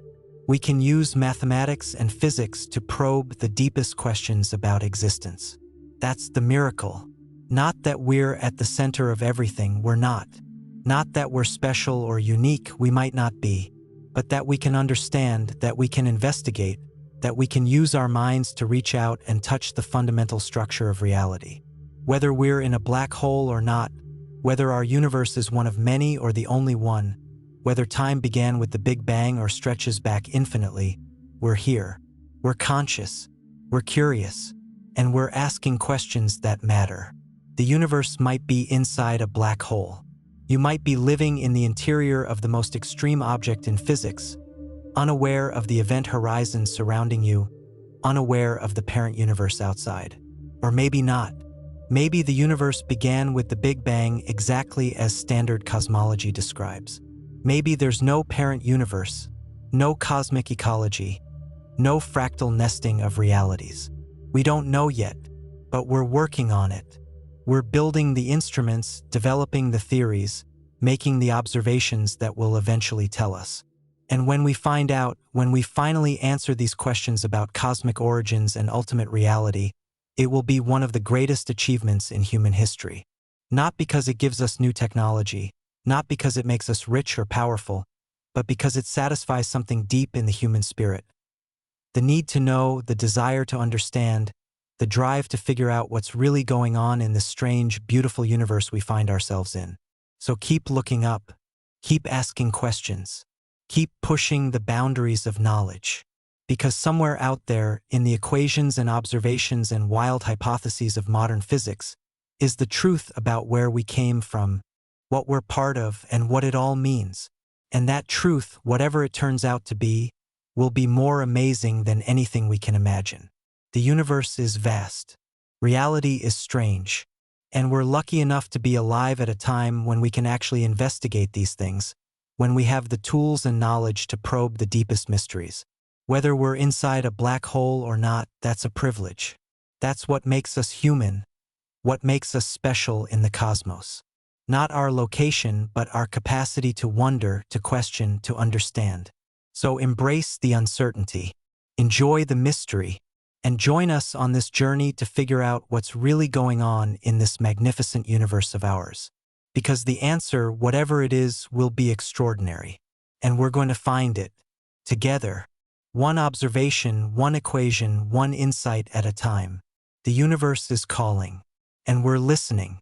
Now let's dive deeper into something I haven't fully explored yet. The mathematics of rotating black holes. Because not all black holes are created equal, and the difference might tell us something profound about the universe we inhabit. When Carl Schwarzschild found the first solution to Einstein's equations in 1916, he was describing a perfectly spherical, non-rotating black hole. It's mathematically elegant, but physically unrealistic. Everything in the universe rotates.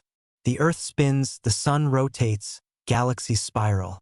Why would black holes be any different? In 1963, Roy Kerr found the solution for a rotating black hole, and it changed everything.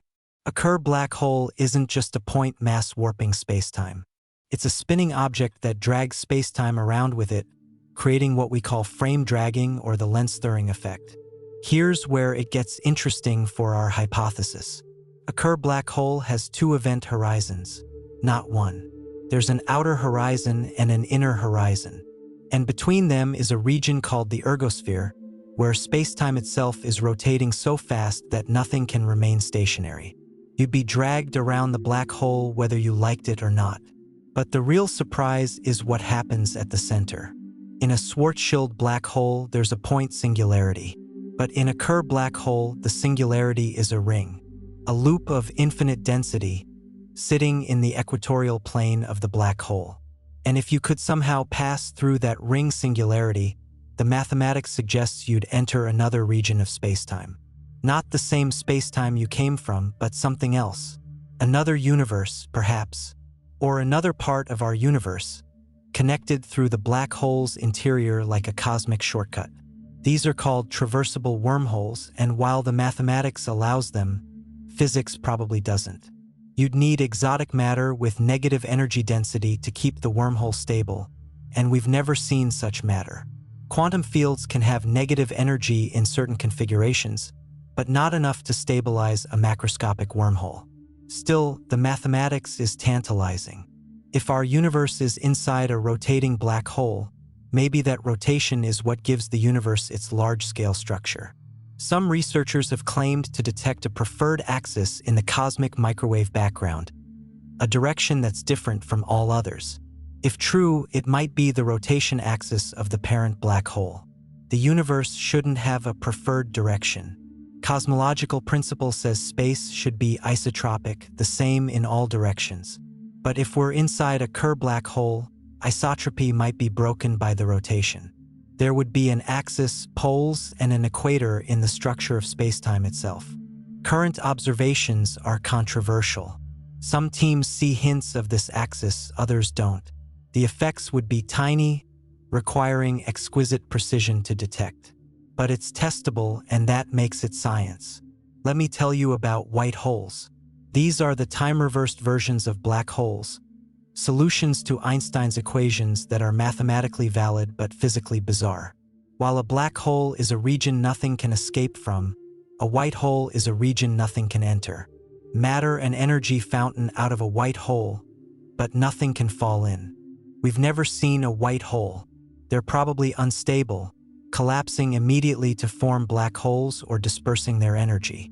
But some cosmologists have speculated that the Big Bang might have been a white hole, a cosmic fountain from which our entire universe emerged.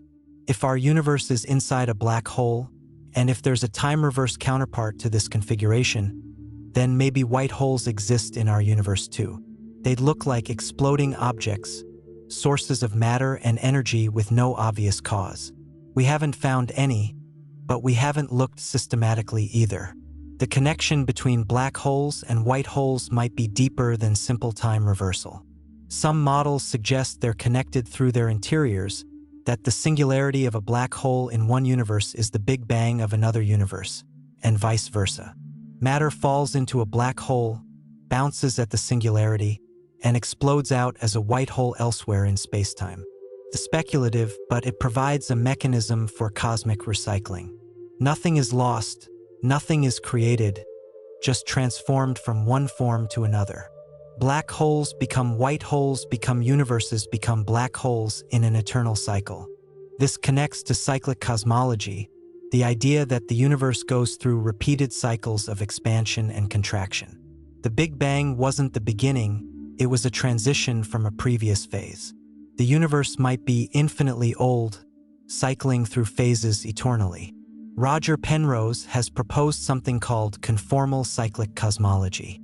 In his model, the far future of our universe, when it's expanded into a cold, empty void, is mathematically equivalent to the Big Bang of a new universe.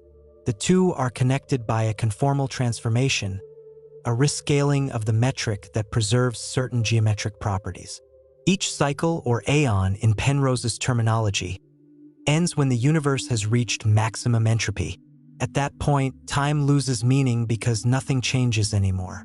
And somehow, this timeless state transitions into the Big Bang of the next aeon.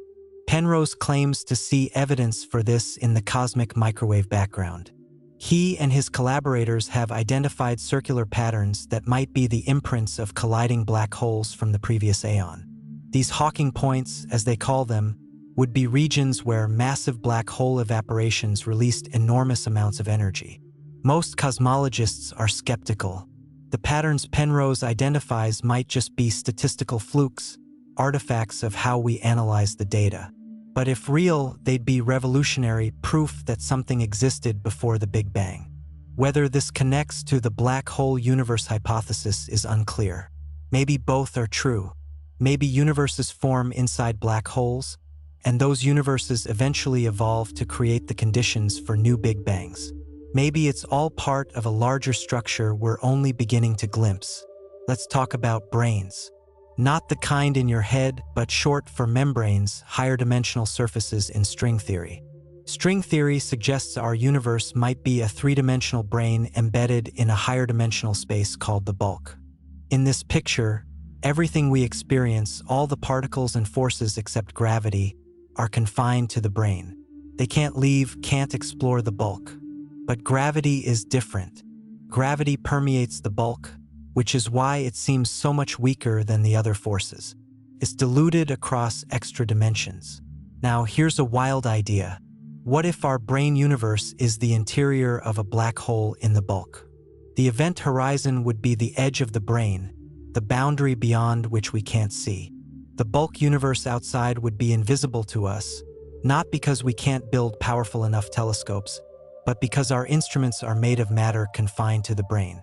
This is the black hole universe hypothesis in a string theory context, and it makes different predictions than the general relativity version.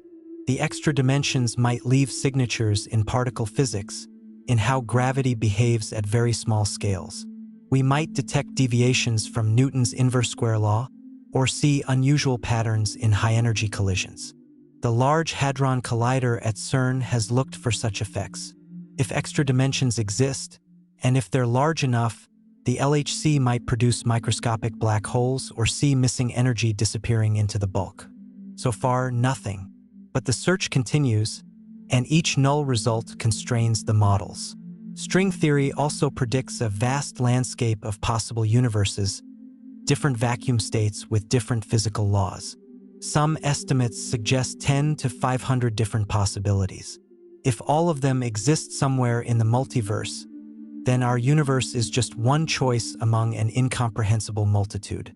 The black hole universe mechanism might explain how this landscape gets populated. Each black hole might lead to a universe with a different vacuum state, exploring different regions of the landscape. Over cosmic time, all possibilities get realized somewhere. This is the string theory version of cosmological natural selection. Not selection based on black hole production, but exploration of the landscape through black hole formation. And we find ourselves in one of the rare regions where physics allows complexity, structure, and life. Let me tell you about the ekpyrotic scenario. This is another alternative to standard inflation, proposed by string theorists in the early 2000s. The name comes from the ancient Greek idea of ekpyrosis, a cosmic conflagration that destroys and renews the world. In the ekpyrotic model, our universe began when two brains collided in the higher dimensional bulk. The collision released enormous energy, creating the Big Bang. The brains might collide periodically, creating cyclic cosmology where universes are reborn from the ashes of previous universes. If our universe is inside a black hole, maybe the formation of that black hole involved a brain collision. Maybe the parent universe is a higher dimensional space where brains move around and interact. When two brains collided, they created a black hole, and we're living in the interior of that black hole on one of the brains. It's layers of complexity on top of layers. Brains in the bulk, black holes in the brains, universes inside the black holes. Each layer adds mathematical richness and potential observational signatures. Each layer makes the theory harder to test but potentially more explanatory. The challenge with these ideas is that they're at the edge of what we can currently observe. String theory makes predictions about physics at the Planck scale, energies and distances so extreme that we can't directly probe them. We have to look for indirect effects, subtle signatures in cosmology or particle physics. That's why the black hole universe hypothesis is so valuable. It connects string theory to cosmology, quantum gravity to observational astronomy. It gives us ways to test ideas that would otherwise be pure mathematics. Let's talk about what happens at the singularity in more detail. I've mentioned that quantum gravity probably prevents singularities from forming, but let me explain why physicists believe this. In classical general relativity, a singularity is a place where the curvature of spacetime becomes infinite. The equations break down. You can't calculate what happens next because the mathematics gives you infinities, which are physically meaningless. But quantum mechanics has a feature that might save us: the uncertainty principle. Heisenberg's uncertainty principle says you can't know both the position and momentum of a particle with perfect precision. The more accurately you measure one, the less accurately you know the other. At the Planck scale, about 10 to minus 35 meters, this uncertainty becomes dominant. You can't localize anything more precisely than the Planck length because doing so would require infinite energy. Space itself becomes fuzzy, quantum, indefinite at this scale.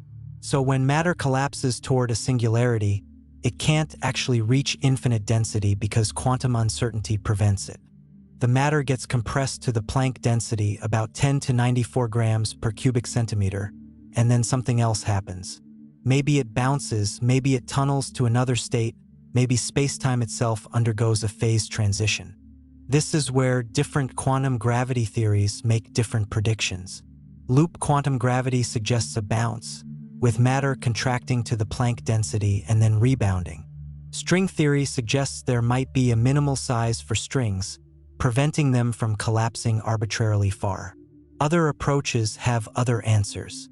If our universe formed from a bounce at the singularity of a black hole, then the Big Bang was this bounce. It wasn't a beginning from nothing, it was a transition from contraction to expansion, from the death of a star in the parent universe to the birth of our universe. And here's something remarkable. The Planck density, the maximum density quantum mechanics allows, is about the same as the density of the early universe of Planck time after the Big Bang. That might not be a coincidence. It might be telling us that the Big Bang was a quantum gravity event, a bounce at the Planck scale.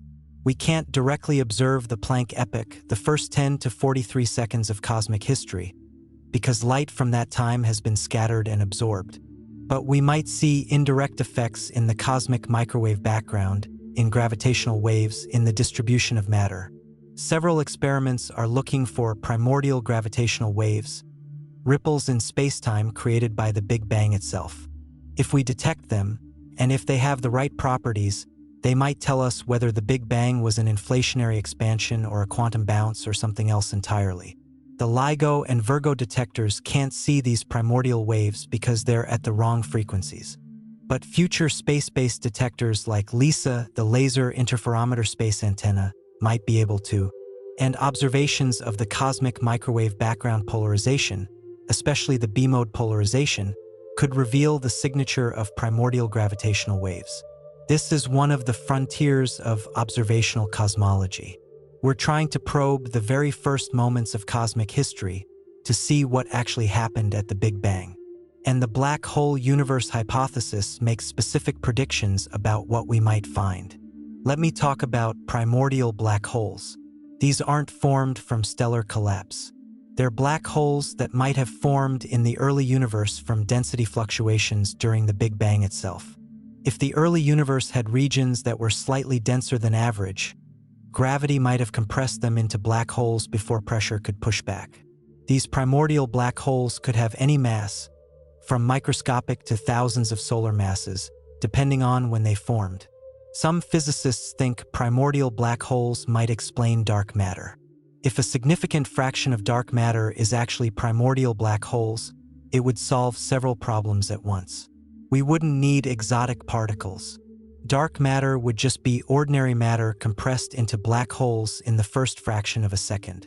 Recent gravitational wave detections have added fuel to this idea. Some of the black holes LIGO detected are more massive than we expected from stellar evolution. Maybe they're primordial, formed in the early universe rather than from dying stars. Now, if primordial black holes exist in our universe, and if black holes contain universes, then there might be universes inside primordial black holes that formed just moments after our Big Bang. These would be baby universes, child universes of our universe, created almost immediately after we formed. And if those universes can form their own black holes, and those black holes contain universes, then the cosmic family tree branches quickly. Within the first second of our universe's history, we might have spawned countless grandchild and great-grandchild universes. This is cosmic reproduction in fast forward, a Cambrian explosion of universes all branching from our early moments. And if the same thing happened in the parent universe and the grandparent universe, then the multiverse isn't just infinite in extent. It's infinite in genealogy, with lineages stretching back without beginning. Some of these primordial black holes, if they're small enough, might have already evaporated through Hawking radiation. A black hole with the mass of a mountain would evaporate in about the current age of the universe. Smaller ones would evaporate faster. When a primordial black hole evaporates, what happens to the universe inside? This is the question I raised earlier, but let me explore it more deeply. One possibility is that the universe inside evaporates with it, its entire history encoded in the Hawking radiation. From outside, you'd see particles being emitted, but encoded in those particles, in subtle correlations between them, is all the information about the universe that existed inside. Every galaxy, every star, every planet, every life form that ever existed in that universe is now part of the quantum state of the Hawking radiation. Another possibility is that the universe inside becomes disconnected, existing independently even after the exterior black hole is gone. It would be a pocket universe, causally isolated, continuing to evolve in its own private spacetime. Or maybe the evaporation creates a naked singularity, a singularity without an event horizon. This is forbidden by the cosmic censorship hypothesis, which says nature always hides singularities behind event horizons. But we don't know if cosmic censorship is really a law of physics or just a conjecture that might be violated in extreme cases. If naked singularities can form, and if they're connected to the universe's inside black holes, then maybe evaporation opens a window. Maybe we could, in principle, see into or communicate with the universe that was inside the black hole. This is wild speculation. We have no evidence for it, no way to test it currently. But physics doesn't forbid it, and that makes it interesting. Let me tell you about the ER equals EPR conjecture. This is a recent idea connecting black holes to quantum entanglement in a surprising way. ER stands for Einstein-Rosen bridges, another name for wormholes. EPR stands for Einstein-Podolsky-Rosen, a type of quantum entanglement. The conjecture, proposed by Juan Meldacena and Leonard Susskind, says that quantum entanglement and wormholes are the same thing. When two particles are entangled, there's a microscopic wormhole connecting them through spacetime. If true, this has profound implications for the black hole universe hypothesis. If our universe is inside a black hole, and if the interior and exterior are connected by quantum entanglement, then they're also connected by wormholes. Microscopic, non-traversable wormholes, but real geometric connections nonetheless. This would mean the relationship between parent and child universes isn't just causal or informational. It's geometric. There's actual space-time structure connecting them, even if you can't travel through it. ER equals EPR also suggests a resolution to the firewall paradox I mentioned earlier. If entanglement is a wormhole, then the information that falls into a black hole stays connected to the outside through these wormholes. The firewall doesn't need to exist because the information never truly disconnects. Testing this idea is difficult because the wormholes would be Planck scale, far too small to observe directly. But there might be indirect effects. Quantum information processing, quantum cryptography, even quantum computing might behave differently if ER equals EPR is true. Some researchers are looking for signatures of wormhole geometry in the structure of entanglement. If we could prove that entangled particles are connected by spacetime geometry, it would revolutionize our understanding of quantum mechanics and gravity. Let's talk about cosmic strings. Not the strings of string theory, but one-dimensional defects in spacetime, topological features that might have formed during phase transitions in the early universe. Imagine water freezing into ice. As it freezes, different regions might align in different crystal orientations. Where different domains meet, you get boundaries, lines of discontinuity in the ice structure. Cosmic strings are like that, but in the fabric of spacetime itself. These strings would be incredibly thin, maybe a Planck length across, but incredibly massive, with tensions of trillions of tons. A cosmic string stretching across the galaxy would have more mass than the Sun. If one passed through Earth, we might not even notice until we saw the gravitational effects. Cosmic strings might have played a role in structure formation, seeding the galaxies and clusters we see today. They'd create distinctive patterns in the cosmic microwave background, double images of distant galaxies due to gravitational lensing, and characteristic signatures in gravitational waves.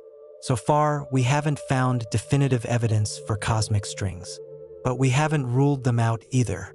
They might be rare, or our detection methods might not be sensitive enough yet. Now, if our universe formed inside a black hole, cosmic strings might be relics of that formation.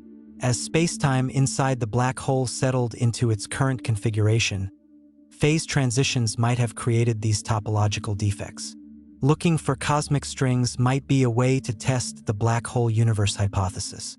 Similarly, there might be other topological defects. Domain walls, where the vacuum state of the universe changes from one value to another, monopoles, point-like defects with magnetic charge, and more exotic structures predicted by particle physics and cosmology. Each type of defect would leave different signatures. Domain walls would create sharp boundaries in the cosmic microwave background. Monopoles would show up in particle detectors if we're lucky enough to encounter one. And cosmic strings would create the patterns I mentioned. The fact that we don't see these defects everywhere tells us something about the early universe.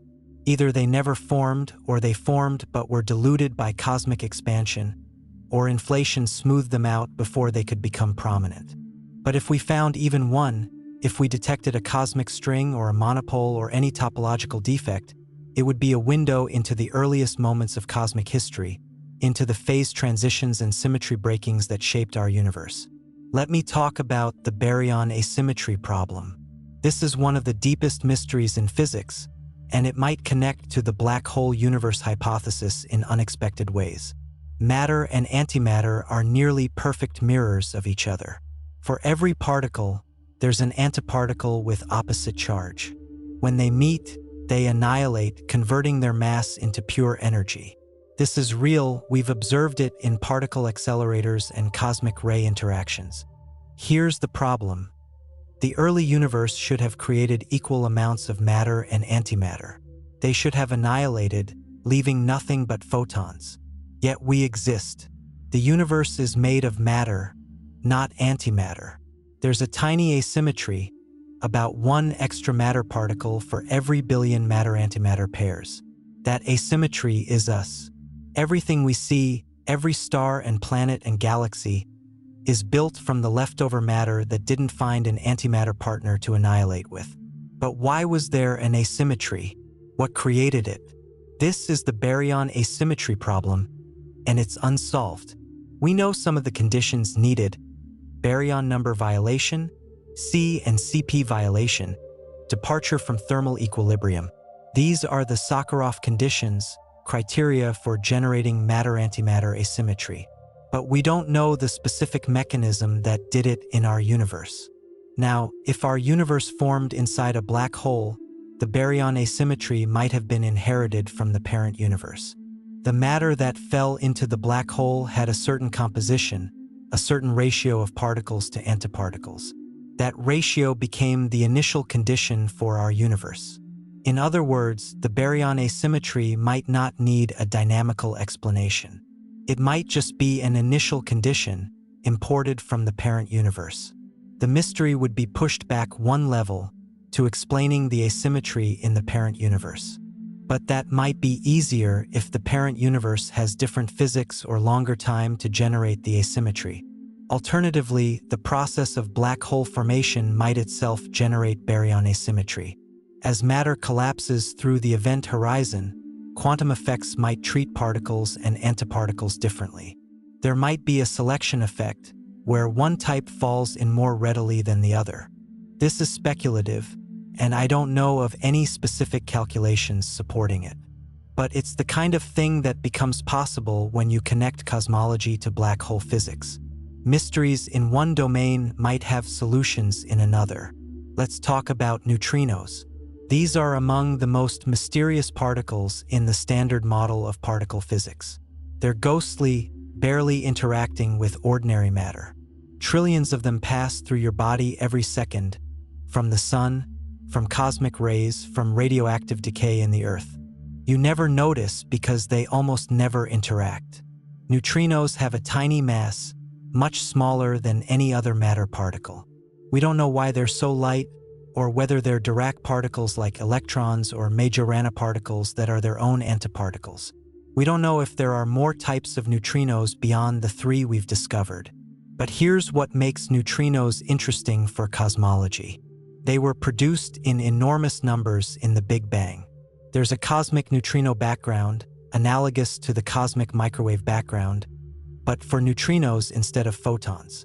We haven't detected it yet because neutrinos interact so weakly, but it's out there, a relic of the universe's first second. These cosmic neutrinos carry information about the Big Bang, about the conditions in the early universe, about physics at energies we can't reach in accelerators. If we could detect them, they'd be a goldmine of information. Now, if our universe formed inside a black hole, the cosmic neutrino background might have unusual properties. The neutrinos might have been produced not in a standard Big Bang, but in a quantum bounce at the singularity. Their energy spectrum, their distribution, their polarization might all be different from what standard cosmology predicts. Future neutrino detectors might be able to test this. projects like Ptolemy are designed to detect the cosmic neutrino background by looking for neutrino capture on radioactive tritium. If successful, they'll give us a new window on the early universe, complementing what we learn from photons and gravitational waves. Neutrinos might also tell us about the event horizon itself. If our universe is inside a black hole, neutrinos produced near the event horizon in the parent universe might have different properties than neutrinos produced in the deep interior. Looking for variations in the cosmic neutrino background might reveal structure related to the black hole's geometry. Let me tell you about quasars and active galactic nuclei. These are the most luminous objects in the universe, powered by supermassive black holes in the centers of galaxies. Matter falling into these black holes releases enormous energy, outshining entire galaxies, visible across billions of light years. Quasars were more common in the early universe. When we look at distant galaxies, looking back in time, we see more quasar activity. This tells us that supermassive black holes were forming and growing in the universe's youth. But here's a mystery. We don't know how supermassive black holes formed. They're too massive to have grown from stellar mass black holes in the time available. A stellar mass black hole growing by accretion, even at the maximum rate allowed by physics, couldn't reach 1 billion solar masses in the first billion years of cosmic history. Yet we observe billion solar mass black holes at high redshift when the universe was young. One solution: maybe they formed from primordial black holes, giving them a head start. Or maybe they formed from direct collapse of massive gas clouds in the early universe, skipping the stellar phase entirely. But if our universe is inside a black hole, there's another possibility. Maybe the supermassive black holes at the centers of galaxies aren't just ordinary black holes. Maybe they're connected to the structure of the parent black hole that contains our universe. Maybe the distribution of matter as it fell into the parent black hole created density concentrations that became the seeds of supermassive black holes in our universe. Or maybe there's a more direct geometric connection, with the parent black hole's rotation or charge influencing where and how supermassive black holes form inside. This is very speculative, but it illustrates how the black hole universe hypothesis could explain observed features of our cosmos. Every mystery in cosmology becomes a potential clue about our cosmic origins. Let's talk about gravitational lensing in more detail. When light passes near a massive object, the object's gravity bends the light's path. This is gravitational lensing, a direct consequence of general relativity, and we've observed it countless times. Strong gravitational lensing creates multiple images of distant galaxies, or Einstein rings where the lensed galaxy appears as a circle around the lensing object. Weak lensing subtly distorts the shapes of background galaxies, which we can detect statistically across large areas of sky. Now, if our universe is inside a black hole, there might be gravitational lensing effects from the event horizon itself. Light traveling through our universe would be affected by the curved geometry of the black hole's interior. This might create systematic distortions in how we see distant objects. The effect would be subtle because we're well inside the event horizon, not near it where curvature is strongest. But it might show up in statistical studies of gravitational lensing, in anomalies that don't fit standard cosmological models. Some researchers have looked for such effects. They've analyzed gravitational lensing data looking for systematic patterns that might indicate we're in a non-standard geometry. Results are inconclusive, but the search continues. Gravitational lensing also provides a way to map dark matter. We can't see dark matter directly, but we can see how it bends light from background galaxies. By studying these distortions, we can reconstruct the distribution of dark matter with remarkable precision. If our universe is inside a black hole, the dark matter distribution might reflect the structure of infalling matter in the parent universe. There might be patterns, correlations, features that reveal the black hole's properties. It's a long shot, but it's testable. Future telescopes will dramatically improve our ability to study gravitational lensing. The Nancy Grace Roman Space Telescope, launching later this decade, will survey vast areas of sky with exquisite detail. The European Space Agency's Euclid mission is already returning data. These missions will map dark matter across cosmic time, constraining models of structure formation and potentially revealing signatures of exotic cosmology. Let me tell you about the cosmic web in more detail. I mentioned earlier that galaxies form clusters and superclusters connected by filaments. But the structure is richer than that. On the largest scales, the universe looks like a foam or a sponge. Dense filaments of galaxies surround vast empty voids.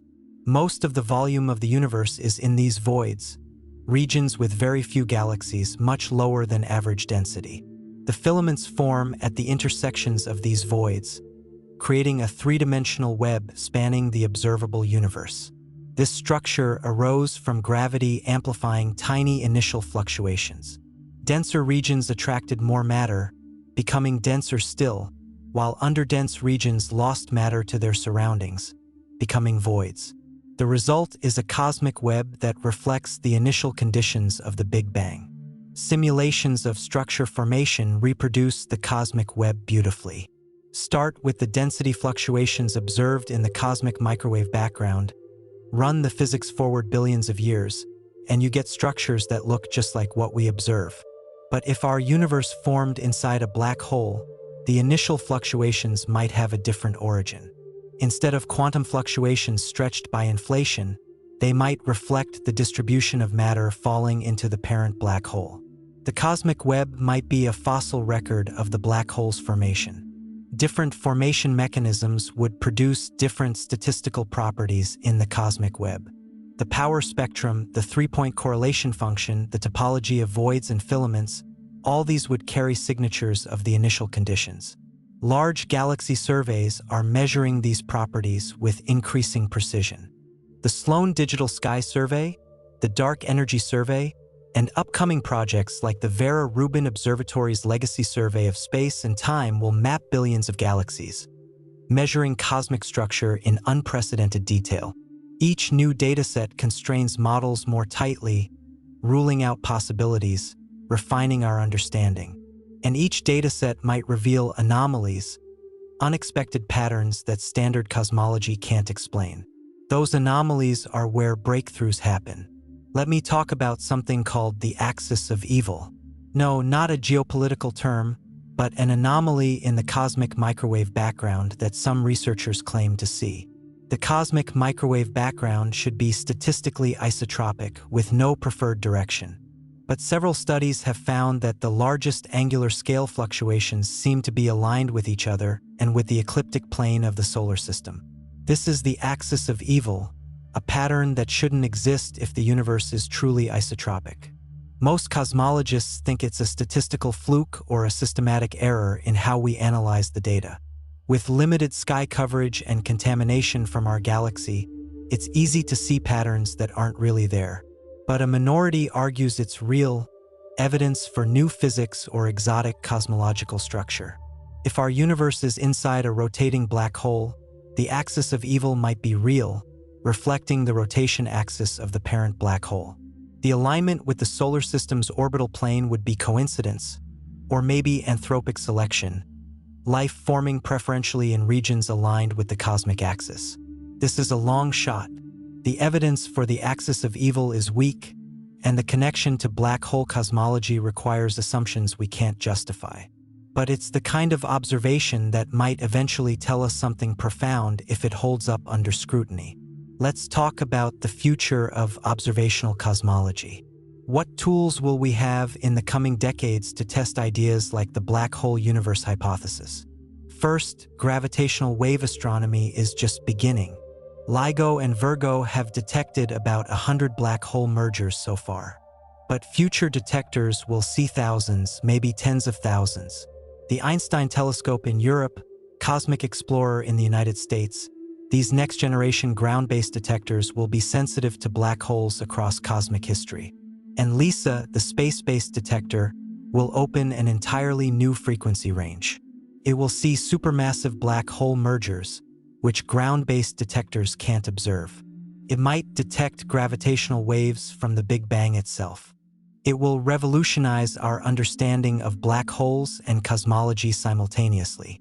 Second, cosmic microwave background observations continue improving.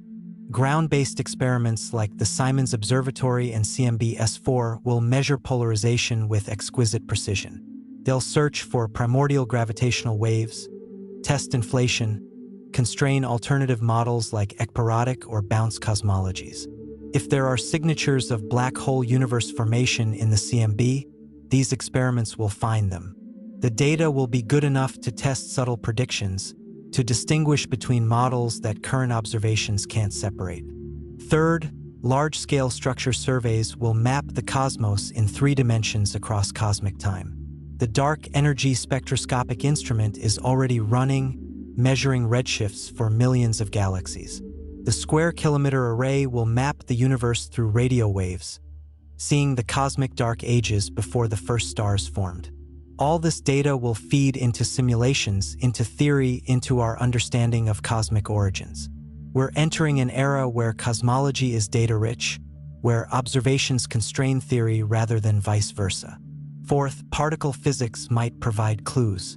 The Large Hadron Collider is upgrading to higher luminosity, which will let it produce rare events more frequently. Future colliders, whether electron-positron machines or higher-energy proton colliders, might discover new particles or forces that change our understanding of quantum gravity. If extra dimensions exist, if string theory is correct, if there's new physics at the TeV scale, particle physics will find it. And that discovery might validate or rule out aspects of black hole cosmology. Let me tell you about quantum computers and their potential role in understanding cosmic origins. Quantum computers exploit quantum mechanics to perform calculations that classical computers can't do efficiently. They're still in their infancy, but they're improving rapidly. Simulating quantum systems is one application where quantum computers should excel. And black hole horizons, quantum gravity, the Big Bang, these are all quantum systems at heart. Classical computers struggle to simulate them because the quantum state space is exponentially large. But a quantum computer could simulate these systems natively, using qubits to represent the quantum degrees of freedom. We might be able to simulate black hole formation, horizon dynamics, singularity resolution, all the things we currently struggle with. If our universe is inside a black hole, quantum simulations might reveal signatures we should look for in observations. They might show how the interior geometry evolves, how quantum effects modify classical general relativity, how information is preserved or destroyed. This is forward-looking. We don't yet have quantum computers powerful enough for these simulations. But in a decade or two, we might. And when we do, there'll be another tool for exploring cosmic origins. Let me talk about consciousness and cosmology, a topic that usually makes physicists uncomfortable but that some brave souls have explored. If the universe can observe itself through conscious beings like us, and if consciousness emerges from certain arrangements of matter and energy, then maybe consciousness plays a role in cosmological dynamics. This is the participatory anthropic principle proposed by physicist John Wheeler. He suggested that observers aren't just passive recipients of information about the universe. They're active participants whose observations help shape reality through quantum measurement. In standard quantum mechanics, measurement collapses the wave function, turning quantum superposition into definite outcomes. If this is more than just a mathematical convenience, if measurement really does change physical reality, then observers matter cosmologically. Now, if our universe is inside a black hole, and if observation plays a role in determining physical reality, then maybe the emergence of consciousness in our universe affects the geometry of spacetime itself. Maybe the act of observing the cosmos, of measuring its properties, influences how the interior of the black hole evolves. This is extremely speculative, bordering on philosophy rather than physics. Most physicists reject any special role for consciousness in quantum mechanics. They prefer interpretations like many worlds where measurement doesn't collapse the wave function, or decoherence where the environment effectively measures everything regardless of conscious observers. But a minority argues that consciousness can't be ignored, that the hard problem of consciousness intersects with the measurement problem in quantum mechanics. And if they're right, cosmology might need to account for observation as a physical process with real effects. If our universe is one of many, and if consciousness is required to actualize the universe from quantum potentiality, then universes with observers might be fundamentally different from universes without. They might have different effective laws, different outcomes, different histories. This connects to anthropic reasoning but goes beyond it. It's not just that we observe a universe compatible with our existence. It's that our observation might help determine what universe we're in, selecting from quantum possibilities through the act of measurement. I'm on shaky ground here, and I know it. This isn't mainstream physics, but it's an example of how the black hole universe hypothesis opens doors to profound questions about reality, observation, and the nature of existence. Let me bring this back to something more concrete: the cosmic microwave background polarization. Light has a property called polarization, the orientation of its electric field oscillations. The CMB is very slightly polarized, and this polarization carries enormous information. There are two types of polarization patterns: E modes and B modes. E modes are created by density fluctuations, the same fluctuations that create temperature variations in the CMB. B modes are created by gravitational waves or by gravitational lensing of E modes. If primordial gravitational waves exist from the Big Bang itself, they would create a specific pattern of B-mode polarization in the CMB. This is the holy grail of CMB observations, the smoking gun for inflation or whatever process created the Big Bang. Several experiments have searched for these primordial B-modes. In 2014, the BICEP 2 experiment claimed a detection, but it turned out to be dust in our galaxy mimicking the signal. Other experiments continue searching, pushing to lower and lower levels of sensitivity. If our universe formed from a quantum bounce inside a black hole, the primordial gravitational wave spectrum might be different from inflation's prediction. The bounce might produce gravitational waves with a different amplitude or spectral index. Detecting B modes and measuring their properties could distinguish between models. This is achievable. Future experiments will be sensitive enough to detect even weak primordial gravitational wave signals. If they find something unexpected, something that doesn't match inflation, it might point toward alternative cosmologies like black hole universe formation. Let me tell you about something called the coincidence problem in cosmology. Why is the energy density of dark matter roughly the same order of magnitude as the energy density of dark energy right now in this cosmic epoch? Dark matter's density dilutes as the universe expands, because matter stays the same while space grows. Dark energy's density, if it's a cosmological constant, stays constant as the universe expands. So dark matter was much denser than dark energy in the early universe, and dark energy will completely dominate in the far future. But right now, today, in this particular epoch, they're comparable. That seems like a suspicious coincidence. Why should we happen to live at the special time when these two components are similar? Anthropic reasoning offers one answer. Maybe observers can only emerge during this epoch. Earlier, and the universe was too violent, too hot, too dynamic for stars and planets to form. Later, and the universe will be too cold, too empty, too dilute for complex structures. So we necessarily find ourselves in the brief epoch when dark matter and dark energy are comparable, because that's when observers can exist. The coincidence is explained by selection effects. But if our universe is inside a black hole, there might be a dynamical explanation instead. The relationship between dark matter and dark energy might reflect properties of the parent black hole, or the process of universe formation inside black holes. The coincidence might not be anthropic, but a consequence of black hole physics we don't yet understand. Testing this requires better understanding of dark matter and dark energy, which means better observations, better simulations, better theory. Every measurement of cosmic acceleration, every detection of dark matter interactions, every constraint on dark energy's equation of state brings us closer to understanding these mysterious components. And when we do understand them, we might find clues about cosmic origins, about whether we're in a black hole, about the nature of the multiverse. Let me talk about cosmic inflation in more mathematical detail.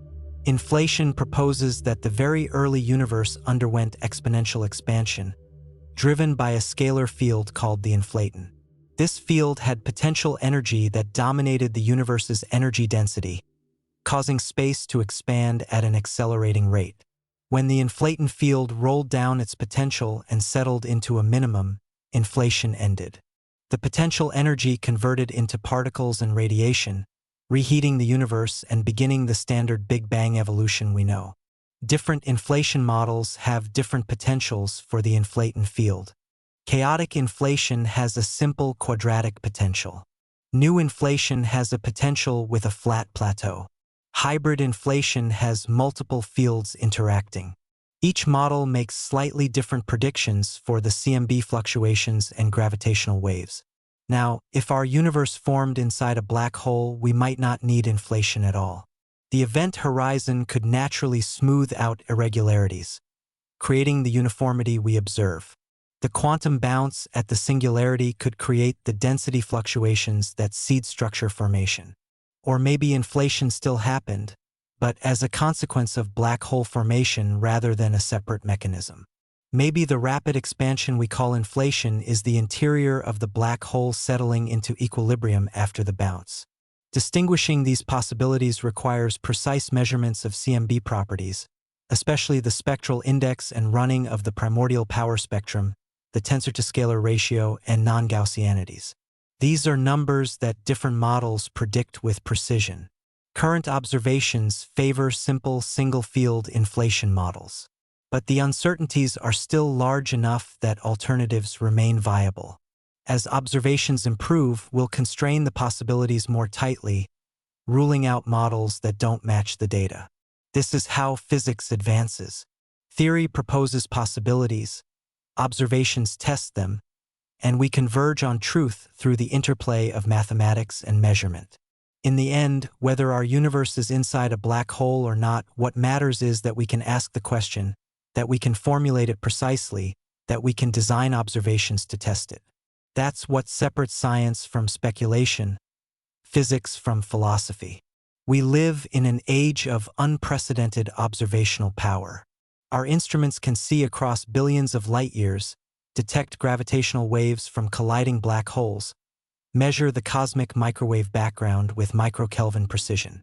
We're mapping the universe, testing theories, exploring possibilities our ancestors couldn't have dreamed of. And we're just getting started.